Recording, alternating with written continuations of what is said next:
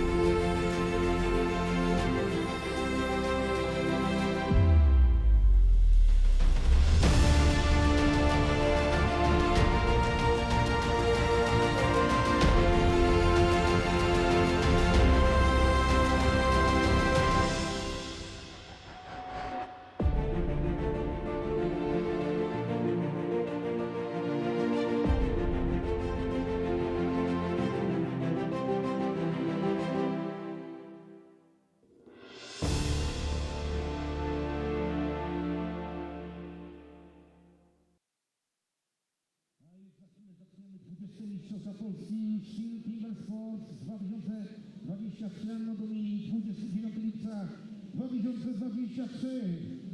Czekajcie na ten moment.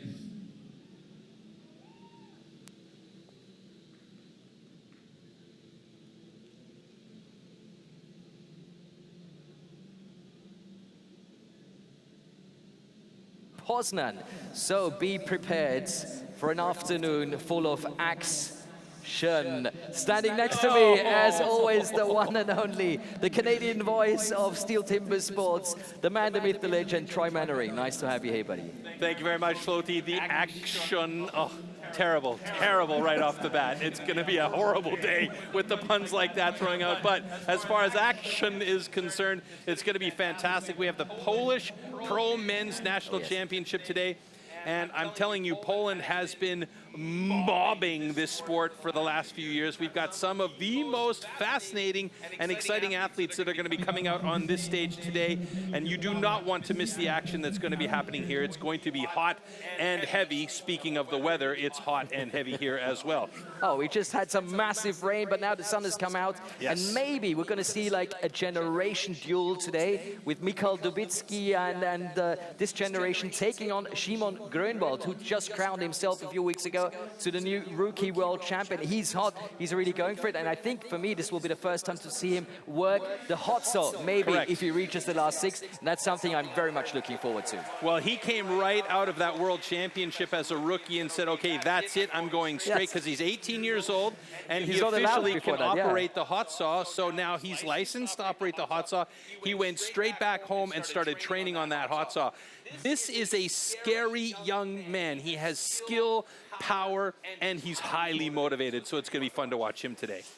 So let's take a look what's happening up on stage. I think we're going to see our judges and, of course, our global sports director walk on stage in just a moment. We've got a perfect view from here. Yes. Our studio is right next to the stage, and I mean, the setup is absolutely perfect to see what's going to be happening here at the Polish National Championships 2023. Can't wait to go for it. Let's do this.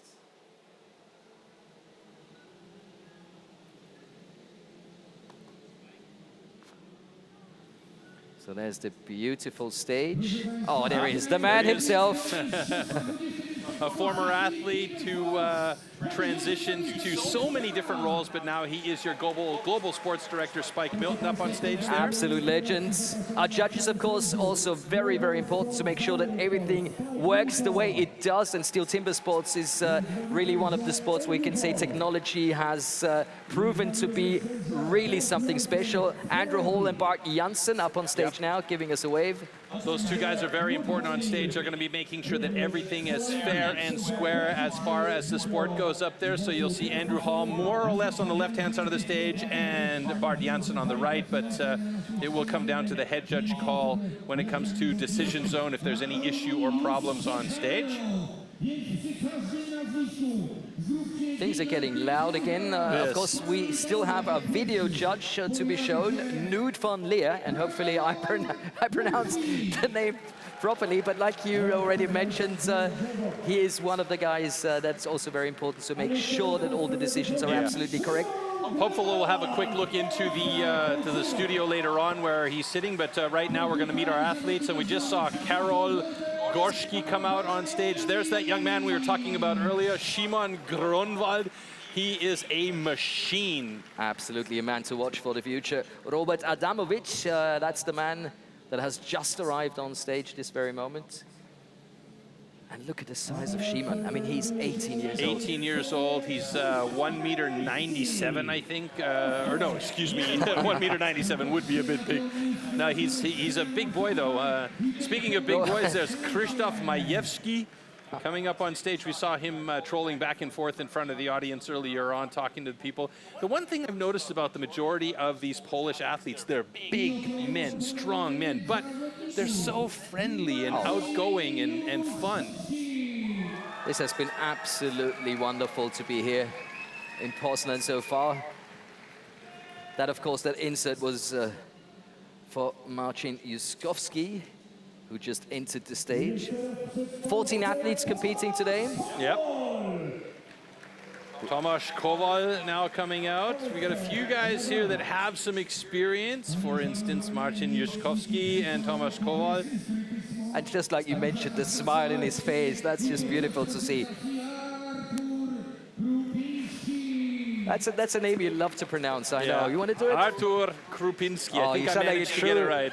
A true Polish citizen. Well done. I could have been born here.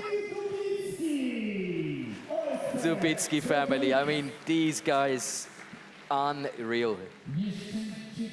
Born and bred for Timbersports, if you ask me. Absolutely, and they work hard together as a group, as do the Grönwalds. There's a bunch of them. We'll meet Jacek shortly, but before that, there's Christian Kaczmarek. He is got some pedigree, he's got some years under his belt. We're going to see him pushing everybody as far as they can go, but we do have a few favorites here today. Pięknie reaguje nasza publiczność. Zobaczymy, jak przywita jego. Yeah, talking about the second family yardstick. Marcin Dubicki, Dubicki. I'll get it right one of these days, even with the pronunciations we've been given. Sounded good to me. It's my tongue just slips to the back of my throat and I choke on the name sometimes. Like, my apologies. Oh, he enjoys himself up there on stage. Yeah, Papa Grunwald, he loves it. And he has 2 boys that are competing there. Not bad and at all, he's got to be proud as punch to be out there with these guys. Absolutely. Maybe that's what motivated him to buy those red shoes, you know?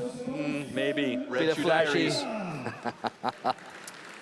Here's a big man right there. Oh, yes. As far as stature is concerned, not so much, but his arms are my word. massive. He's got so much power. Marcin Darga, and also a really nice fella. Saw him at the lunch and in the hotel the other day. Came over, grabbed my hand. I can still feel my hand. I can still feel my hand crushed in the power of his. And to me, the man to beat, the man to watch. He just loves this format. He's one of the best in the world in this format. Absolutely. And he's on fire. He was really good at the last trophy. 2 years, he has been super solid, Michał Dubicki.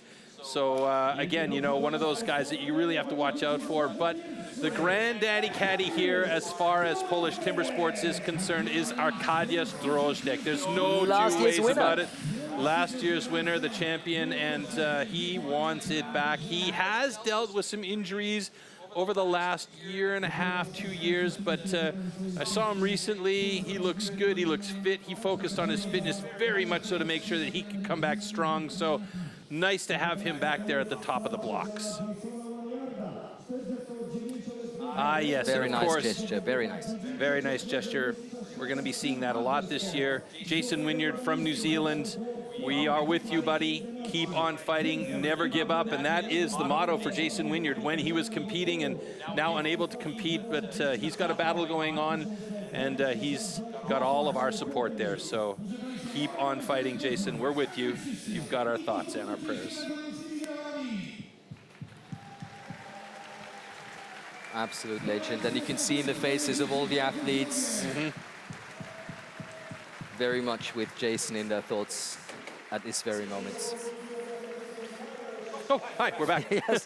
Surprise! And ready for competition, of course. As always. There are some favorites, you mentioned it, but still, especially at these national championships, it's so hard to focus on just one person because there's so many great personalities. Yeah, I mean, it's insane. These guys are all such great athletes, but there are 4 or 5 guys. Obviously, we just saw Arkadiusz Drozdek come out onto the stage. He's one of those guys that we always know is a consistent performer. He's very solid. You blink, he's very good. he's there. Yeah. You blink, he's there. Michał, of course, Dubicki, he's been on fire the last couple of years. Marcin Darga, he's always just there on the edge, but the fire in the pit might be interesting with Szymon Grunwald this year because he's been making a lot of the pros nervous as a rookie the last couple of years. So we'll see. We have a long competition today, but it's going to be very fun to watch this one. Let's take a quick look at the competition format and how it works for the individuals here. The STIHL TIMBERSPORTS individual competition. In the first round, all athletes compete in 3 disciplines: the underhand chop, the stock saw, and the standing block chop. The times achieved will be converted into points upon completion of each discipline. In round 1, a difference of 1 point applies in each discipline, thus the fastest athlete received 12 points and the slowest only 1 point. Any rule infraction will result in a disqualification and the athlete will receive 0 points for that discipline. At the end of the first round, the athletes with the lowest scores are eliminated. Only 8 athletes make it to the second round. In this second round, the remaining athletes compete in the single buck and the springboard for increased scores. With 2 points difference between placings, the fastest athlete now receives 16 points and the slowest receives 2. The 2 athletes with the lowest total points are eliminated at the end of round 2. Only the top 6 reach the third round. In the third round, anything is still possible in the hot saw, as an increased score interval of 3 points applies in this final round.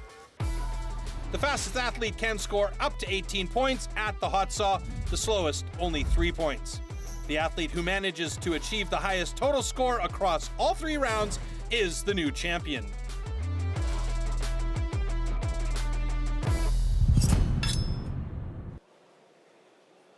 Well, this is how the format works. Of course, the first discipline is going to be very, very vital, the underhand chop.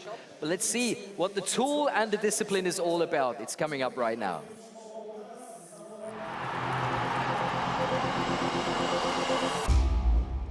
The axes used in timber sports definitely can't be bought at your local hardware store. Made from special steel, the blade is hand-sanded with an angle of 13 to 16 degrees. It's custom-built and carefully adjusted for each competition. The weight is around 3 kilos and it's about 80 centimeters long. The blade is so sharp that you could shave with it.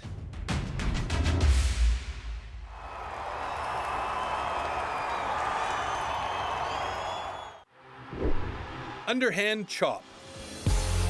In the past, the underhand chop technique was used to split logs.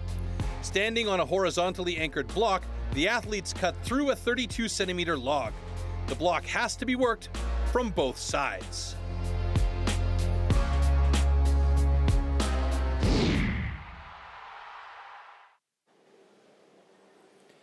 All right, so there's our start list for the underhand chop, and we're going to see these pairings go. They're going to have 7 heats today because we have 14 athletes as opposed to 12, which we normally have on stage. So you're going to get a little bit of extra action. And you can see at the bottom of your yeah, of course, at the bottom of your screen, season's best is a 16.71. The world record is a 12.01, an incredible time for the underhand chop. And we're going to get our athletes out on stage here for our first few hits. Can't wait. It's going to be Karol Gorski and Szymon Grunwald joining us in the first heat. And Troy, that already is a cracker to start it off. Yes, absolutely. Well, Szymon just jumping out of the rookie level and up to the pros. He didn't really have a choice here because he was 18. He's competed in 2 world championships for rookies and is the reigning rookie world champion. So had no choice. He had to step out of the rookie rankings and go up to the pros. And to be honest with you, I think he's been chomping at the bit to get to the pro level because he is such an amazing athlete. So I got to be saying maybe this is going to be a tight one. He needs to get past the nervousness, but he seemed pretty confident when I saw him earlier today. Karol Gorski, you know, strong competitor. Of course, all of these guys on stage are very strong. I'm jumping into my German here. And we will see what these two guys go, how they go, and here they come onto stage now. And like you mentioned, I think Szymon, you know, he was born for this. He doesn't seem to get nervous. He got bronze at the national trophy in 2022. He was 5th with the team world championships in 22. So he has already competed with the adults, with the pros, you know, and I think he feels as one of them. He's only been waiting for that moment, just like you mentioned, to be able to go with that hot saw, because that was the only part that was missing for him. That was it. To be part of the pros, and this is his first chance to prove this. And he's got world records in 4 of the disciplines for the rookies, so it's incredible. And he did these all this year. So, you know, I talked to a few of the pros at our Champions Trophy or the World Trophy in Rotterdam, and they were like, oh man, we're not looking forward to seeing this kid on the other side of the stage from us. So, yeah, it's going to be fun to watch him compete. He probably will, like I said, need to get past a couple of the nerves of being up there on the big stage with the pros, but he seems like he's blowing out a little bit of the nervous energy now. Okay, he's gentlemen. obviously been putting in the time. Athletes, ready. Stand to your timber. 3, 2, 1, go! Oh, look at the timing. Right away, getting that axe in. You can see he's using those quick drivers. Gorski doing the same thing. And Szymon already over to the other side of his block, facing our audience here in Poznań. But that might have been just a little too early, if you ask me. Well, you know, it's got a different... Oh, no, it wasn't. A personal best for Szymon Grunwald. Unbelievable. Okay. 19.26. The kid is already showing his stuff out there. Are you kidding me? Great job by Grunwald. I mean, you made the call that he might have gone over too early, but he knows these logs. He knows his axes. You know, he made that decision, and sometimes the decision works against you, and sometimes it works for you. Gorski's through in a 42.86 there, and he's got himself a personal best. I imagine that he would do a little bit better than that, though, but Szymon Grunwald, excuse me, with a 19.26 sets the bar really high for the underhand chop. But how about that for a start into this competition? 2 personal bests. I mean, what more do you want? The Love to see that. that. has turned out to be sunny in this afternoon after we've had some massive rain. So, wow, kicking it off in Poznan the way we were hoping for. This is a great start by Szymon Grunwald, by the way, because that is the opening event. He's the first guy on stage. He's got a tough job to get this action started. So, you know, You're right. if you're starting yeah. a few heats down, you can watch this a little bit. You can see what's going on, but he had to get going right out of the gate as one of the first athletes on stage. So it's a lot of pressure on the young man, and he has managed it exceptionally well. Look at this final driver right there. Beautiful time of 19.04. Immediately looks at the time, you know, he knew that very moment that was good. I'm not sure if he knew it was that good. These guys are pretty adept at knowing if their time is good or not. They have a good feeling for the wood. They have a good feeling for whether they're cutting well or not. So yeah, I mean, a good job by him. So our next heat coming up. Robert Adamovich and Krzysztof Majewski. So personal best pretty close together, Troy. Yeah. Tail of the tape has these two guys doing pretty well against each other. Majewski perhaps slightly better in this discipline just because of the sheer power that he has. But Robert Adamovich there, you could see he's a big man himself. The question is whether or not he can keep his drivers clean and accurate, and if the stamina stays with him. Can see there right away, Krzysztof Majewski. He is a powerful man.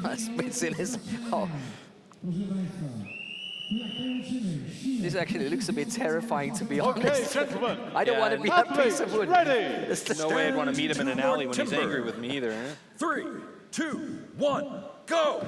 Oh, perfect timing for Majewski. Yeah. Really big swing from the rafters for him. Adamovich doing a nice job to keep those cuts very accurate. You can see clean walls on each side of his cut, and that's key for him. But Majewski off to the other side of his block ahead of Adamovich, so he's got the lead right now, and he's keeping the pace pretty well. Majewski gets a couple of sticky ones, so does Adamovich. Adamovich has got himself a wide cut on the second side here, and he is going 1 for 1 on each side, but his cuts are not so accurate on the second side as he's doing his best to get through, and he's done it in 33.60 seconds.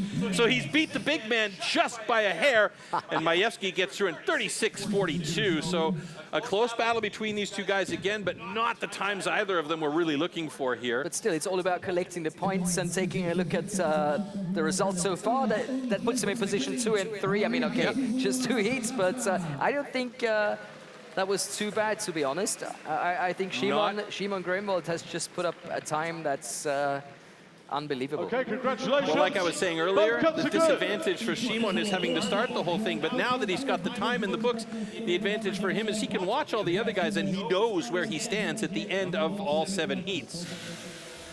So there'll be a quick change of blocks on stage as we take a look at the replays here, as both of these guys are in sync with each other.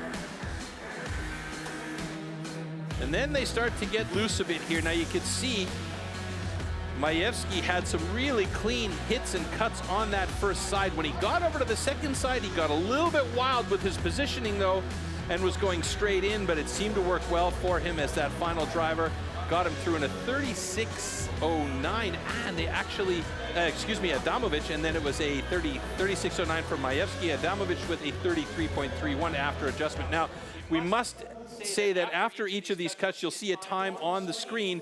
Those times are completely unofficial or unofficial until our head judge and our timing in the control center give us the green light that it's okay. And we're down to 1,000th of a second. This is so precise. This is latest technology, so it's really, really fair for everybody. And this, of course, has evolved over the last years. STIHL Timbersports has become so professional and so, I don't know, into the future. Yeah. But the history, that's also very interesting. Oh, yes, very much so. We'd love to show you a bit of the STIHL Timbersports history. It is the original extreme sport, and I think we've got some nice pictures coming up for you to understand why we love this sport so much. Expert woodsman who can cut down a tree more easily than most people can chop one up. When it really comes to tackling large lumps, you can't beat the men of the forestry companies. An axeman's gathering.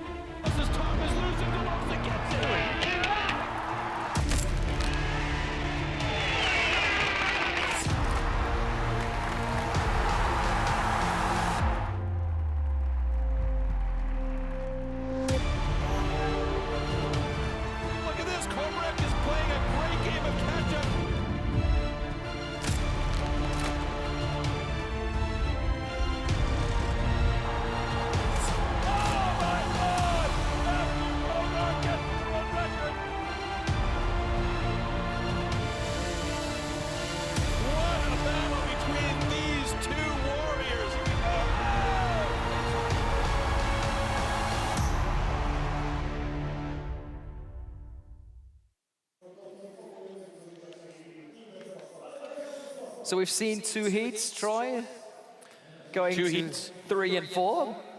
Yeah, jumping into the next 2 heats coming up, and we've already seen a really great starting run from Szymon Grunwald.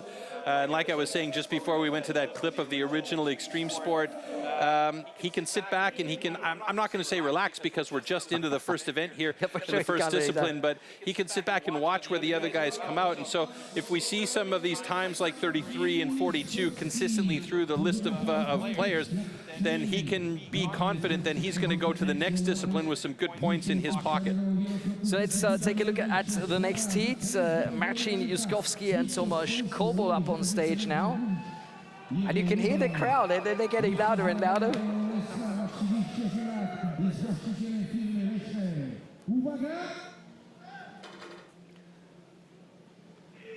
And that, of course, is always very nice to see the big support from the crowd, even for some of the athletes that might not be the favorites in this competition. Okay, gentlemen. But, Athletes ready. Stand They to love it. your timber. 3, 2, 1, go! Yeah, you're absolutely correct, Floaty. I mean, STIHL TIMBERSPORTS fans are some of the most loyal fans you're ever going to see in your life. And here we see Juskowski and Kowal going at it. And again, we're seeing these really rapid hits. A big stick there by Kowal as he gets that axe caught in there, has to turn around to the other side. He's about 2 or 3 hits now behind Juskowski, who is looking very good. Kowal going for those short, stuttery hits down, trying to keep the pace high. Juskowski oh wow, that really worked well for him. Kowal with a personal best 28-38. you were just calling it, yeah. Yeah, I was just saying he had those really short, choppy hits, and Juskowski with a 38-39. Kowal, I wouldn't have done that. I mean, he wasn't taking the swings from the rafters, but he was keeping the pace up, and it worked for him. In this case, he's got himself the 2nd position in the underhand chop and a personal best. Congratulations. Both cuts are good. He seems pleased by that. Nicely done. And indeed he is. I mean, we've seen 6 athletes and 3 personal bests. So Poznań seems to be a very good ground for our Polish athletes. Yeah, Really I mean, rocking it. We're still seeing Szymon Grunwald up at the top of the rankings so far in this first discipline. Lots of action still to come there. But you can see here on the far side of the stage there, the first few drivers were coming from on high by Tomasz Kowal. Yeah, he was using the power and the swing weight of the axe to really get through, but he got stuck there, and then a couple more hits on that first side before they moved over to the other side. Now you can see here, he's not really taking it as high, but he's keeping his hands in that one position on the axe. And that is tiring. It's also really demanding on the wrist because you're tweaking your wrist to get the axe out of the wood. So those short hits and not changing his hand positions, really, it seemed to work well for him, and he's got himself a time of 28:10 at the end of this heat, and sits now in 2nd place as we send our next 2 athletes. So that's Artur Krupinski and Kamil Dubicki. And if we look at the personal bests, with Dubicki, just over 20 seconds. Shocker. Yeah. A jego rywalem jest Kamil Dubicki, 28 lat, OSP Bronkowice Dolnośląskie, STIHL TIMBERSPORTS od 2019 roku. And from our position, it's also beautiful to see the crowd moving in towards the stage, getting closer and closer just to see their favorite athletes. Well, now that it's not raining buckets, it's a little bit easier for them to enjoy the time. Very Here true, we go. very true. Timber. 3, 2, 1, go! Oh, nice start by both of these guys. That was a very quick start by Kamil Dubicki. I'm going to question maybe a little bit of an illegal start. I hope not for his sake, but both of them looking good. Dubicki over to the other side of his block already. He's looking very quick today. He's not going to beat that 19 seconds, but he's going to have himself a good time if he can stay consistent on these hits there. Krupinski coming hard on the 2nd side. Dubicki's through in 24:41. Krupinski still fighting through that 2nd side, finding that finally, getting it through at 28:38, but he's got a lot of material left there in the middle, so that may be a problem as well because he needs to have a clean cut through. Let's see what our final timing is all about for these 2 gentlemen. But for now, that would be the 2nd best time and the 4th best time, meaning quite a good amount of points for both athletes. Congratulations. Both cuts are good. So everything seems fair, and there you have official times for both these gentlemen. 24:19, the 2nd fastest time, as you mentioned, for Kamil Dubicki. Tomasz Kowal still holding on to third place, and Artur Krupinski is now in fourth place. You can see here, really, really nice drivers by Kamil there. Big He's chops. just getting some big chips coming out of that block. Really nicely done. You can see here the switch to the other side. It was a little bit of a hop, and in these conditions, these guys need to be really careful about those hops around to the other side because those blocks can be slippery. We did have a little bit of rain earlier, and unfortunately for our athletes, most of those blocks were sitting out in the rain before they got moved up onto stage. So yeah, they have to make sure they're really careful about transitioning from one side to the other because they're only dealing with a space for their foot that's about that wide. And, you know, it's not a lot of room, especially when you got a couple of big boys out there with big feet. So, And you were telling me a bit about the technique before, and unluckily you couldn't see it because we had other people, but you were like demonstrating it perfectly. Maybe you can show our audience where the big difference is. He was holding, like normally what you'll see is the guys will choke up on the axe with one hand and then reposition their hands up high or down low rather on the end of the axe for more power. And Koval was just lifting it out and keeping his hands in that place. So that's really wrenching on the wrists. And I mean, you got to have power in order to be able to do that. And he was also short chopping on that second side. So it worked for him, whatever works, right? He got through in a very good time. If I'm looking at my timer here, 28:10 was the official time for him. So it worked. He got through first in that heat. We should also point out that these head-to-head heats are not elimination. They're just about getting the time on the board. Fastest time gets the most points. Slowest time, obviously, the least points. We'll have some elimination coming up for STIHL Timbersports fans tomorrow. Yeah, that's going to be fun. Keep an eye out for tomorrow's action. But for today, it's to collect points. You know, correct. It's to make sure to get to the next round. It's to make sure to proceed in the competition, just like we're proceeding with our next heat, and that, of course, is coming up on stage right now. Here they are. So Christian Kaczmarek, he's got a ton of experience. You can also see that he's got a pretty nice personal best time of 21:16. Marcin Dubicki with a time of 28:16. Are we going to see a personal best for Marcin today? We will find out. We know the Dubickis are always working hard, and I'm kind of seeing a Grunwald-Dubicki final heading towards the way this day is going down. I would love to see that, absolutely. As we mentioned earlier on, when we showed you the video of the format for today, underhand chop is where we're at the moment. Then we go on to stock saw and standing block chop. After those three disciplines, we will eliminate the bottom-ranked athletes. 3, 2, 1, go! So both of these guys getting started right away quickly. Kaczmarek had a bit of a sticky axe on that first driver, but got moving again. And Dubicki on the other side looking very good. He got a sticky axe, but he's quick to the other side. 2.5, 3 strokes ahead of Kaczmarek. Kaczmarek working hard on the second side. Dubicki looking very good. He's going to have himself a personal best of 22:12. Fantastic job.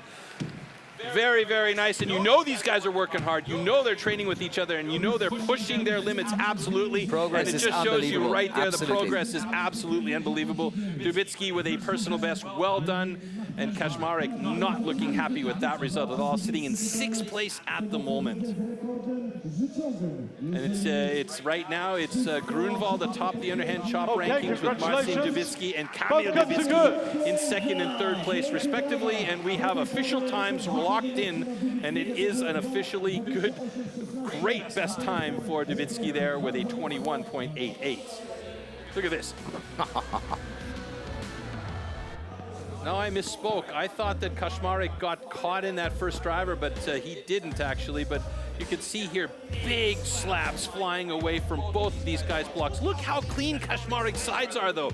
So smooth and so accurate, each of those drivers. Very nice. And right here you can see the axe sneaks through, and then the final driver right there for Marcin Dubicki. Smooth one to finish it off. I mean, it's important. You can see how smooth the sides of those cuts are. And when you have those really nice, clean, accurate cuts, you're not cutting fresh wood each time. And that's something that you can keep an eye out as an audience member if you want, is just see where these guys are cutting and if they're cutting stepped or if they're cutting nice and clean. If they're cutting stepped, that means they're cutting new wood each time. And that's not very accurate. Now that is a heat I have been waiting for. Jacek Grunwald against Marcin Dager.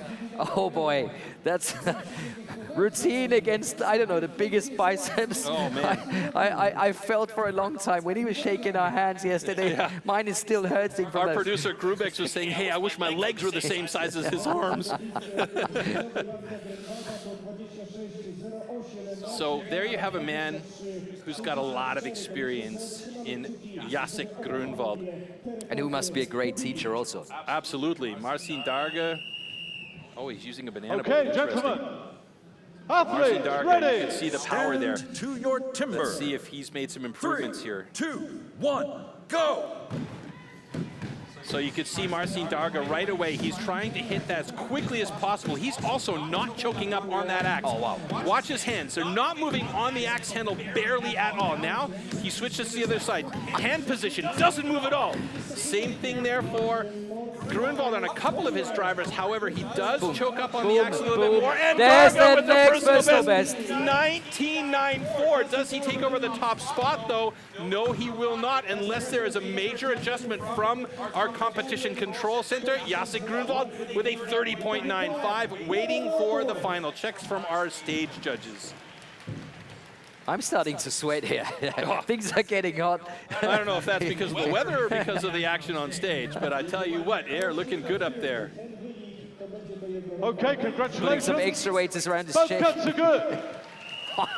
Wow, look at that, 19.67. So just sneaking into second place behind Szymon Grunwald with 63 hundredths of a second slower. But wow, look at the pace that he starts hitting here. And the accuracy is also very good for that pace. That's unbelievable. Sometimes with the pace, you miss on the accuracy, but it's clear that Darga has been working on his accuracy along with that pace of the axe movement, and boy, he is quick today, looking very good. It's unbelievable. The boy is motivated, I tell you that. A Godzilla scream there. Jacek Grunwald with the last final driver. Not the time that he wanted to see at the moment. He is sitting down there in 8th place, so he's got his work cut out for him, assuming that he can make it to the next round. And we will be taking 8 athletes into the next round. But before that happens, we still have a few more And one more heat coming two up. more disciplines But what to go. about, I mean, a perfect way to kick it off. Our position, I really have to say, is so enjoyable. We've got the crowd on this side, we've got the stage on that side. We can take a look at the score for the moment, and you see how close they get together. With Szymon Grunwald, that's a bit of a surprise for me to be even faster than Darga in this personal best on the top 3. Everybody wanting and needing to collect as many points as possible. As we have 14 athletes, you mentioned at the beginning. Normally we have 12, now we have 14, and only 8 will go into the next round. After that, we'll only have 6 to go to the hot. So everybody needs to collect every single point, and that's what they are here for. And we've got one more heat, and that is such a cracker. This is where everything It's going to be crazy. So is going to go crazy here on stage. Here's where we may see a changing of the guard in the overall rankings, because we have Arkadiusz Drozdek and Michał Dubicki coming up on stage. Now, both of these guys are super solid, but if you watch Michał Dubicki, when he's hitting on the underhand chop, he uses a very similar style to the Australians, or to what we just saw Marcin Darga do. Quick, accurate, powerful drivers, yeah? Arkadiusz Drozdek there, he is a legend of Polish timber sports. As I mentioned, dealing with a little bit of an injury on his hand the last year, but he is back and ready to go. Michał Dubicki is just such a powerful man, so big, so strong. Here we go. To your timber. So I would say the reigning 3, champion against 2, 1, maybe the favorite go. of today's It's competition. possible. You can see the pace right away by Dubicki, yeah? He gets into it, but Drozdek right there some with nice him. chops Bit there. of a sticky one, and you could see really nice transfer by Dubicki as he hopped over to the other side of the block. Drozdek has his work cut out for him now, as Dubicki is well ahead. He's about 4 or 5 strokes, and Dubicki with the fastest time of the day so far. With an 18.57, he takes over the top spot by 47 hundredths of a second, just ahead of Szymon Grunwald. And Drozdek he's struggling not to gonna be get happy through with there. that. One step down with a 33.5. That's a bit of a tough one for Arkadiusz Drozdek, currently sitting in 9th place. So he is just outside of that wire if we were to move the competition into the next round now. But luckily, we have 2 more disciplines to go before we eliminate a few Okay, athletes. congratulations. Both cuts are good. So Michał Dubicki putting the hammer down and telling Szymon Grunwald, yeah, not yet, my boy, not yet. So look at this, look at the pace that even in slow-mo, he looks like he's moving at regular pace for everybody else. And his drivers are so powerful, so accurate. Arkadiusz Drozdik, he's letting that hair grow long, going for the model look here as he starts hammering away. You can see here, switch to the other side, and Arkadiusz was still on his first side and then switched over about 4 or 5 strokes after Michał, and then Michał was just through with a really, really nice time there. Very well done by Michał Dubicki with an 18.42. And there, the disappointed Arkadiusz Drozdik stepping down. All right, so there we go with the results from the underhand chop, and that will also be our current overall results, as this is our first discipline of 3 in round number 1. So we have Dubicki up on top with 12 points, Szymon Grunwald with 11 in second position, and Marcin Darga with 10 points in third. Then we have Dubicki with 9 and 8, Kowal position 6 at the moment, and so on. As of course, the 13th and 14th position receive no points, as explained in the beginning for the tournament format. But things have only just begun. Yes. This was the first discipline of the first round, and of course the first round consists of 3 disciplines. The next one that's coming up, that's a very special one, because we're going to see a chainsaw involved, the MS661, which is a chainsaw that you can buy in a shop, that I can buy in a shop, that anyone at home can buy in a steel dealer shop. And that is the one these athletes are using. Yeah, there's nothing overly special or adapted about these saws. This is like Marcus just said, these are saws that you can buy at your local steel dealer. What the thing is here is it's about the operator.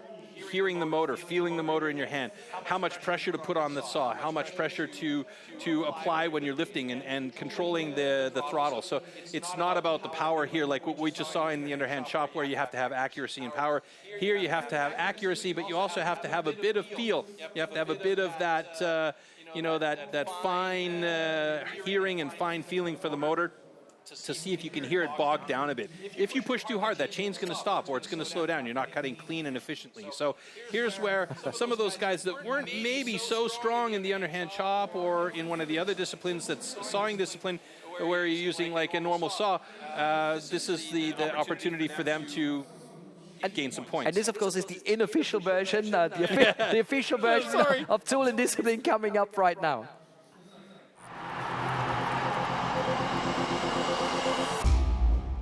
The Stihl MS661CM stock saw is used in Stihl Timbersports as the ultimate test of operator skill. Designed for the toughest jobs in forestry, it produces approximately 7.3 horsepower, has a displacement of 91.1 cc, and weighs 7.4 kilograms. To ensure evenly and fairly matched saws, professional Stihl technicians prepare and test the saws before each competition.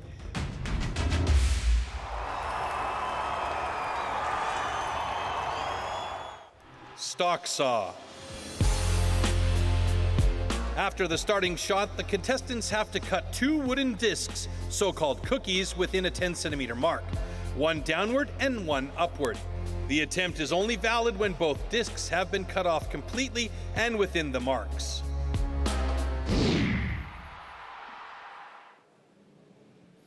So there's the start list for our stock saw, with Gorski taking on Grunwald in the first heat, Majewski against Dubicki in heat number 2, Dubicki against Krupicki in heat number 3, Adamovic against Darga, heat number 4, Kaczmarek against Grunwald in heat 5, Dubicki against Kowal in heat 6, and Drozdik against Juszkowski in heat number 7. We can see the seasonal best just under 10 seconds. That is a big, big one. Off we go. All right, so we saw these 2 guys going against each other in the underhand chop. We will see them going against each other now in the stock saw.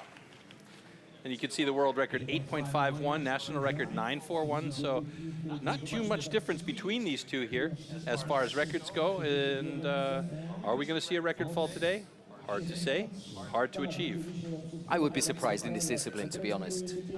Yeah, I would be too. I mean, we've seen some really good cuts from these guys in the past, but it takes a lot. And we should be through this discipline fairly quickly. This is an opportunity now for Simon to add some more points to his ranking here.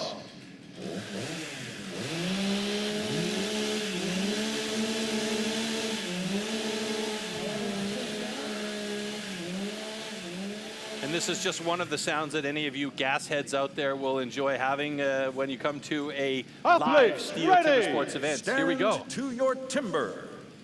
3, 2, 1, go! Very nice start by both of our guys. That is a thin cookie, but we've got a cutout by Gorski. That's a problem. Szymon Grunwald already working on his upcut. This is going to be a good one for Grunwald. Personal best 11:27. And Gorski struggling to find that second cut. He had to recut the first cookie as he had a cutout. Would have been a disqualification, but now does he have 2 complete cookies on the deck? That is the question. But this Szymon Grunwald's another personal best. I mean, what is going on with this guy? Well, I mean, you're going to see personal bests across the board for him today because this is his first pro competition. So they will all be personal bests, but the time is what's important for me. Okay, congratulations. 11:27 officially for Szymon Grunwald. He doesn't even seem very pleased about that. He's probably cut faster at home, but I tell you what, that's a fantastic run for Szymon, and he's got himself back atop the rankings here with this cut. Watch him here. 2 different styles. You could see Szymon drops the motor down below the bar and lets the motor do the cutting there. And on that one, that was Kowal or Gorski, excuse me. And there's a quick adjustment. Nice transition to the upcut from Szymon Grunwald. And now Kowal struggling, Gorski, excuse me, struggling to try and find that upcut. And a very, very clean cut from Szymon. That's a nice thin cookie though for Karol Gorski. Unfortunately, it just came a little bit too late after too many adjustments to try and find the line. But to be frank with you, like any time under 12 seconds, I would have thought is a great time for Szymon Grunwald. But just like you mentioned, I felt he wasn't happy with it. Let's see what Krzysztof Majewski and Marcin Dubicki can do in this second heat. Again, the personal best, very close. Just over 12 seconds, just over 11 seconds.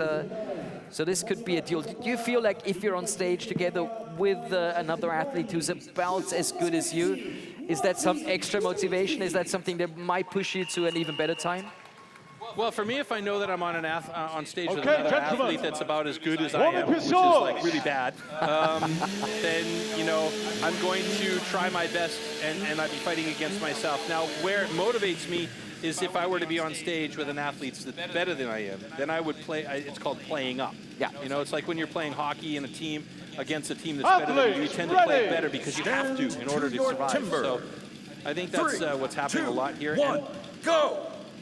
Just let these guys get started before I finish my thought. The tail of the tape so far hasn't really been super on point today. Bit of a switch to make the cut for Majewski. Dubicki with a nice time of 11:70, so just outside the time by 56 hundredths of a second for Dubicki, with Szymon Grunwald still holding on to the top spot. Well, you can see our judges taking a careful look just to make sure that everything is correct. Oh. It looks like we might have a cut outside the line for Majewski. That's what they're taking a look at there as our cameraman tries to get close in. And that will mean a disqualification for Krzysztof Majewski. They just have those 10 centimeters, don't they? Yeah, it's not a lot of space, especially if you're not cutting thin. We have a disqualification for a there's the cut confirmation. line. However, this cut is good. That's disappointing for Krzysztof Majewski. Gets a DQ, but like you mentioned, there's only 10 centimeters. And there is a saying with these particular instruments, thin to win. And you could see in that one picture before the slow-mo started, he had a really thick second cookie, and that was where the problem happened. He had a real proper big one there. Now, this first cookie, it's pretty big, you know, as far as these guys are concerned. This is a nice thin one from Dubicki. And there, a little bit of a tap on the transition to the I upcut, didn't even but he see kept that it before. thin. But look at the thickness of the second cookie, and you can see he's running into that blue line, and that's where the problem was. It's also real important to keep that bar of the saw straight. So if you cut at a slight angle, you might see just on your run it to the side, yeah. you know, it's like a small angle is going to put you in a really rough position for getting the cut. And already our next athletes coming up on stage. The crew doing a great job making sure that everything is ready. This is for Michał Dubicki and of course his opponent Artur Krupinski. Krupinski has a very nice personal best time of just over 10 seconds. So if he can hold on to that, he may well take top spot here today. There are guys that specialize in the different disciplines. It's really the athletes that are well-rounded in all the disciplines that do well down the road. But there are guys that can take the top spot in the individual disciplines. And I think that maybe Artur Krupinski is one of those guys here. And it does look like it started to rain again. A little bit. Not badly, though. We've got robust people here in Poland. Athletes, ready! Stand to your timber. 3, 2, 1, go! Dubicki on the right-hand side of your stage. Yeah, really nice start. Ooh, that's a big fat block for Dubicki, though.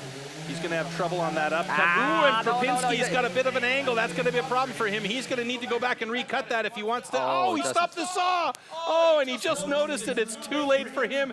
And that means we're going to have a flag on the play, an incomplete disc, and a disqualification for Artur Krupinski. Oh, that is disappointing. And he only saw it after he stopped the saw. I thought it was obvious for him, and he was just going to go for the next cookie. cookie. So we have a disqualification for an incomplete cookie. However, this cut is good. Yeah, this is what I was talking about the angle of the blade, because from your perspective as a person cutting that block, you can't really see past the motor, right?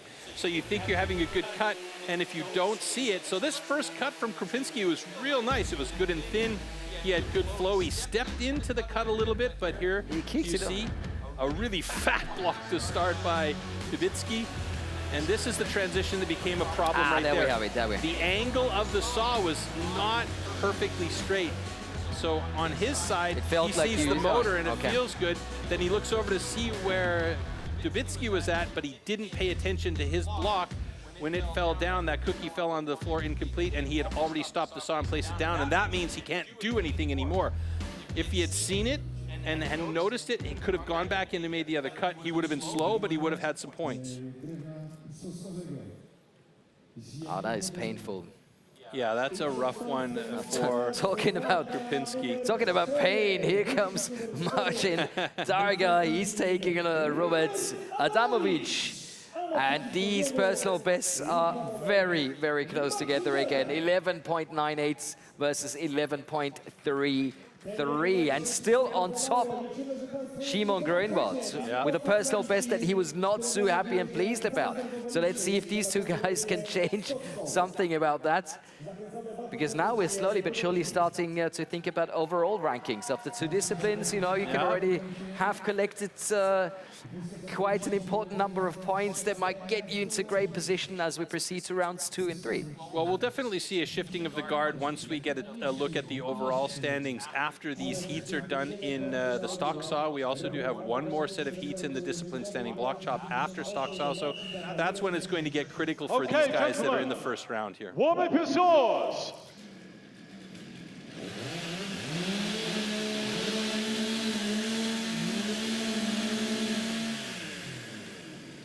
So we're well into these heats here, and it looks like we may not need a block change, but maybe with 2 or 3 more athletes we might have to. We'll see. Stand to your timber. 3, 2, 1, go! Very nice start by both of these guys. Darga got a very stand-upright style. Oh, wow. Oh, wow, that's a beautiful transition by Marcin Darga. He's going to have a clean cut there with an 11.94. That puts him in fourth place. Wow, that's close on the times. Adamovich with a 12.74 in 5th place at the moment. Must be a 3rd place altogether on the overall rankings. But again, our judges... I think we're okay, though. Adamovich, it looked like he had a really thin cut. Okay, congratulations. Both cuts are But good. we're safe. All right, so Adamovic and Darga both safe there. Nice time by Marcin Darga with 11.74. So, I mean, these are really close times. If you look at the top 4 guys, Szymon Grunwald with an 11.14, Marcin Dubicki with an 11.51, Marcin Darga with an 11.74, Kamil Dubicki with an 11.91. That's not a lot of difference between these guys here. And you can see here, really nice control, great transition, and that upcut from Darga was very, very nice. Absolutely. Just kicked the saw out, that last little one here. Great And pictures that we're getting delivered here from our camera Yeah. crew, by the way. That's beautiful to see. A bit of Adamovic. rain in the background makes it almost romantic. I don't know if I would say romantic. I mean, you're using a motor saw there, okay? Yeah. Why not? Run with it. Big cheers from the crowd again. Cuddling up under their umbrellas. Yeah, we have very many black and colorful umbrellas in our audience right now to hide away from the rain as our next 2 athletes come out. So here's our heat number 5, Christian Kaczmarek against Jacek Grunwald. Oh, wow. Close, tail of the tape, but as I mentioned earlier, tail of the tape isn't giving us much indication today. Kaczmarek usually very, very good in this discipline, so if he can get a nice thin starting cookie and a good transition, he'll be solid here. Jacek Grunwald. Last touch of the wood, huh? Yeah. Well, I mean, these guys will use a wax marker to make sure that their first and second cuts are lined up for themselves so that they have Okay, a guide gentlemen. on the front side of the Warm up your block. So as swords. soon as they can see that line, as long as their blade or their bar is lined up and straight, then they know they'll be safe with their cuts. But it's very much about making sure that you've got a solid position. And you can see there, Testing Jacek out, struggling yeah. a little bit with some slipperiness there on the deck.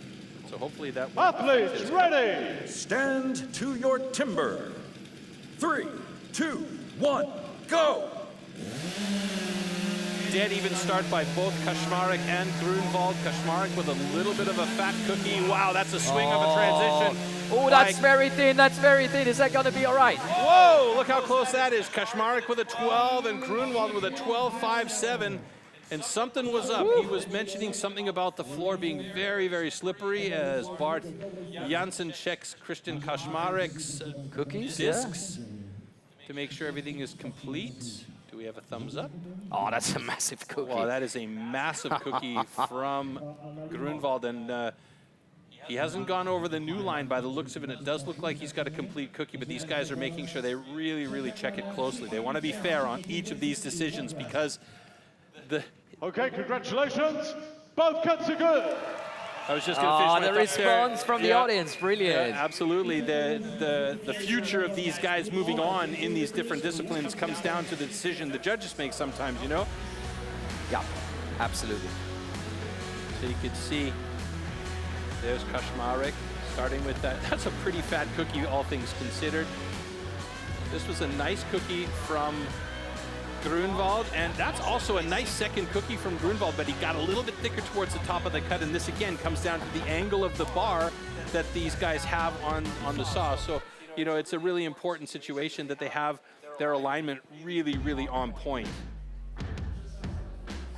Great pictures. And just from your explanations, I'm going to buy myself an MS661 just to find out how it is, because obviously it looks like you're focusing, you know, on your saw, you're focusing on the motor, you're focusing on the log, and that you don't realize, you know, that you're not in perfect angle to get that cookie going, and then things like these can happen and arouse it. Yeah, that's what we saw with Artur Krupinski. The angle of it was just a little bit like this, and he had a cutout, and it was a clear cutout from our perspective, but when you're standing over this huge block, you don't see that, so the angle and the motor is all in the way, and he looked immediately over to the other athlete instead of watching the cookie drop. If he had watched the cookie drop, then he might have said, oh, I need to make another cut, and then he would have had, wouldn't have been good points, but it would have been at least points on the board instead of a 0. So that's a bit of a, that's an experience thing. It's sometimes, you know, the guys are excited about who's on stage with them and they forget themselves a little bit. That's competition. That's just the way it goes. Yeah, this is where the heart is. And of course, our heart is with the next heat. That's another cracker with Michał Dubicki coming up on stage right now against Tomasz Kowal.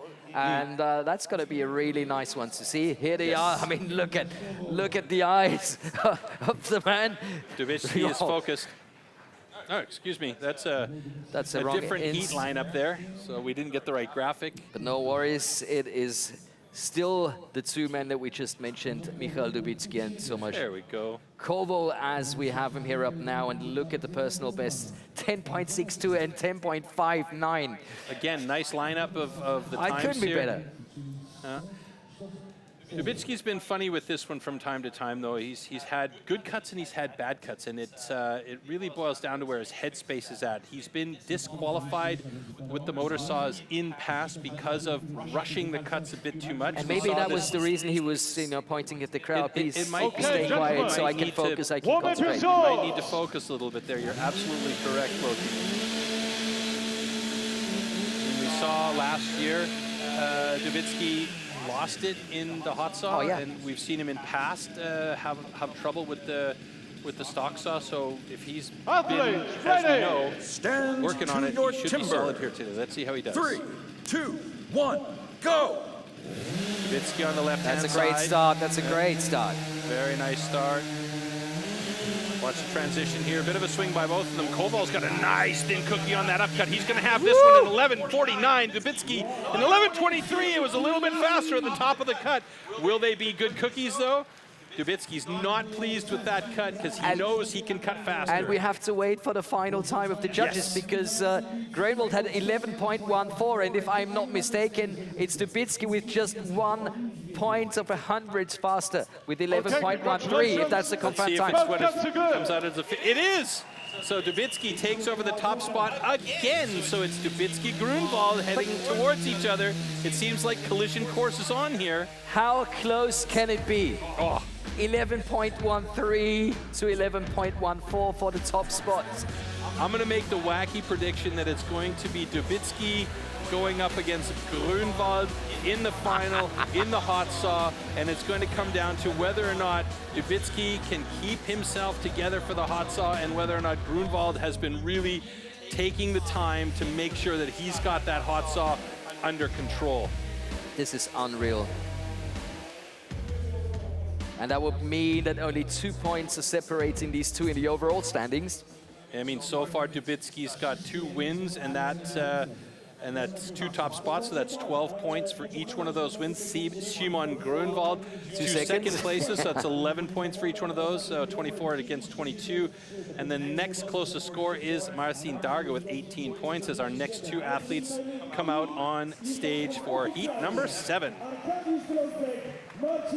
So can they turn this around? Can they make some severe changes in the top spots? Marcin Yukowski with the national record. So it is possible. It is possible. And of course, Drozdek, always a man you have to watch. My word. Talk about national championships, really giving you the goosebumps. I mean, this is rocking. Marcin Yukowski with a 9.47 personal Okay, best. gentlemen. So that's very, Warm up your swords.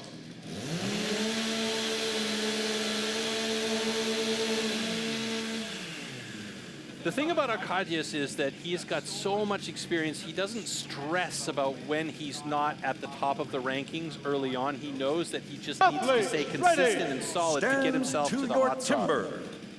3, So never 2, count that man 1, out. Here we go. Go! Very nice start by Arkadiusz Drozdek. He's got a bit of a hefty cookie, though. It's going to come down to transition. Ooh, yeah. Yukowski with a fantastic transition, but Drozdek's got him.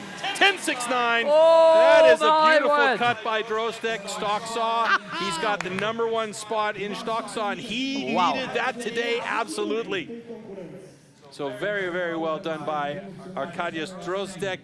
Marcin Yukowski in second place on that one. That pushes Michał Dubicki and Simon Grunwald down to 3rd and 4th places, respectively. Congratulations. Both cuts are good. So we will have a little bit of shifting around in the overall standings. We'll take a look at that here in just a second when we take a look at those standings after the slow-mos. But look at this. The 2 fastest men in this discipline, steps into that cut there. You can see he's got a bit of an angle there. It's a bit of a fat cookie to start things off with. Both of these guys had fantastic transitions. Watch this we don't get to see it, unfortunately, but The transition and the upcut were beautiful by both of them, and it's Drozdik just a little bit faster. You asked about playing up. Well, Drozdik played up against the guy who's got the national record here. That was a beautiful second both of cookie them there really from delivered. Jaskowski. Absolutely. We know it is their best discipline, and they really showed it is.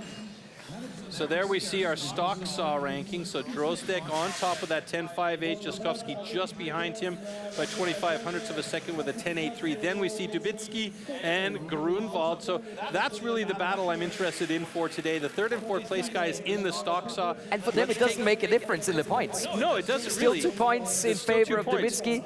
Yeah, but now we're going to look at the overall standings as we see the shifting here. Watch what happens in the rankings. And we have 3 guys in third position. Yeah, Can and you look dig at it? the jump. Look at the jump by Drozdik. He's jumped from 9th position up to 5th there. We have Back in the Dubicki game. at the top of the rankings, right behind him, the new pro Grunwald, then Darga, who's really pushing this year. And then we have Marcin Dubicki there. So it's a fantastic battle right off the hop. We're seeing some really great action for these athletes. It's going to be fun as this day progresses. We got one more discipline in round 1, and that is the standing block chop. And this could be the one that separates the wheat from the chaff. And I was going to say the men from the boys, maybe, but no, these are all men out there. These are all men. Talking out about there. all men, you know, the World Championship is coming up very soon, and we're very excited about that. So maybe we can have a look at what to expect in Stuttgart at the end of the season. Action, pure action. Herzlich willkommen, Stuttgart!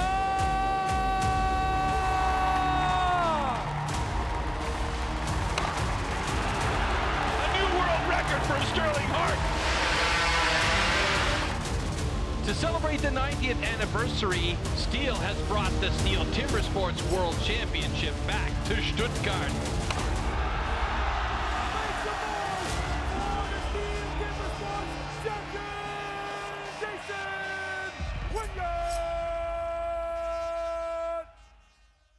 I kind of love November, but I kind of hate November as well, because it is the final one of the season, but it's the big one. It's the World Championship. And of course, Stuttgart is going to be absolutely crazy this year. Getting close to the holiday season, but also the end of our STIHL Timbersports season. But hey, we got lots of stuff still to come before November. There's tons of action. Standing still block to chop, come for instance. Today, standing block chop, for instance. Exactly right. Let's take a closer look at tool and discipline. Standing block chop. At the standing block chop, the felling of a tree with an axe is simulated. A vertically positioned wooden block with a diameter of 30 centimeters has to be cut through both sides. A powerful and precise swing with the axe is the premise of a good result. So here's the start list for this third discipline in this first round. It's Gorski taking on Grunwald.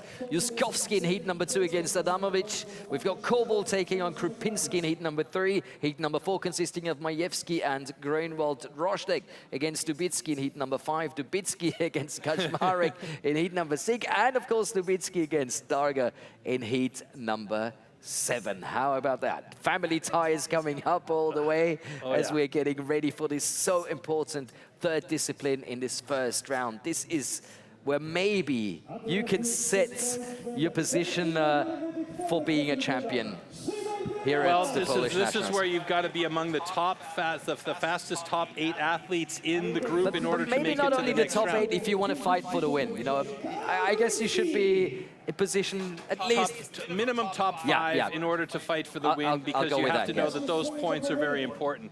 Now these guys are also, you could see right there that Gorski is taking a moment just to try and dry off the sole of his shoes, because they're walking over a wet stage and wet ramp to get onto the stage. And this, and we have seen slips in the standing block chop. and this is such a discipline where you absolutely have to have perfect grip on that deck.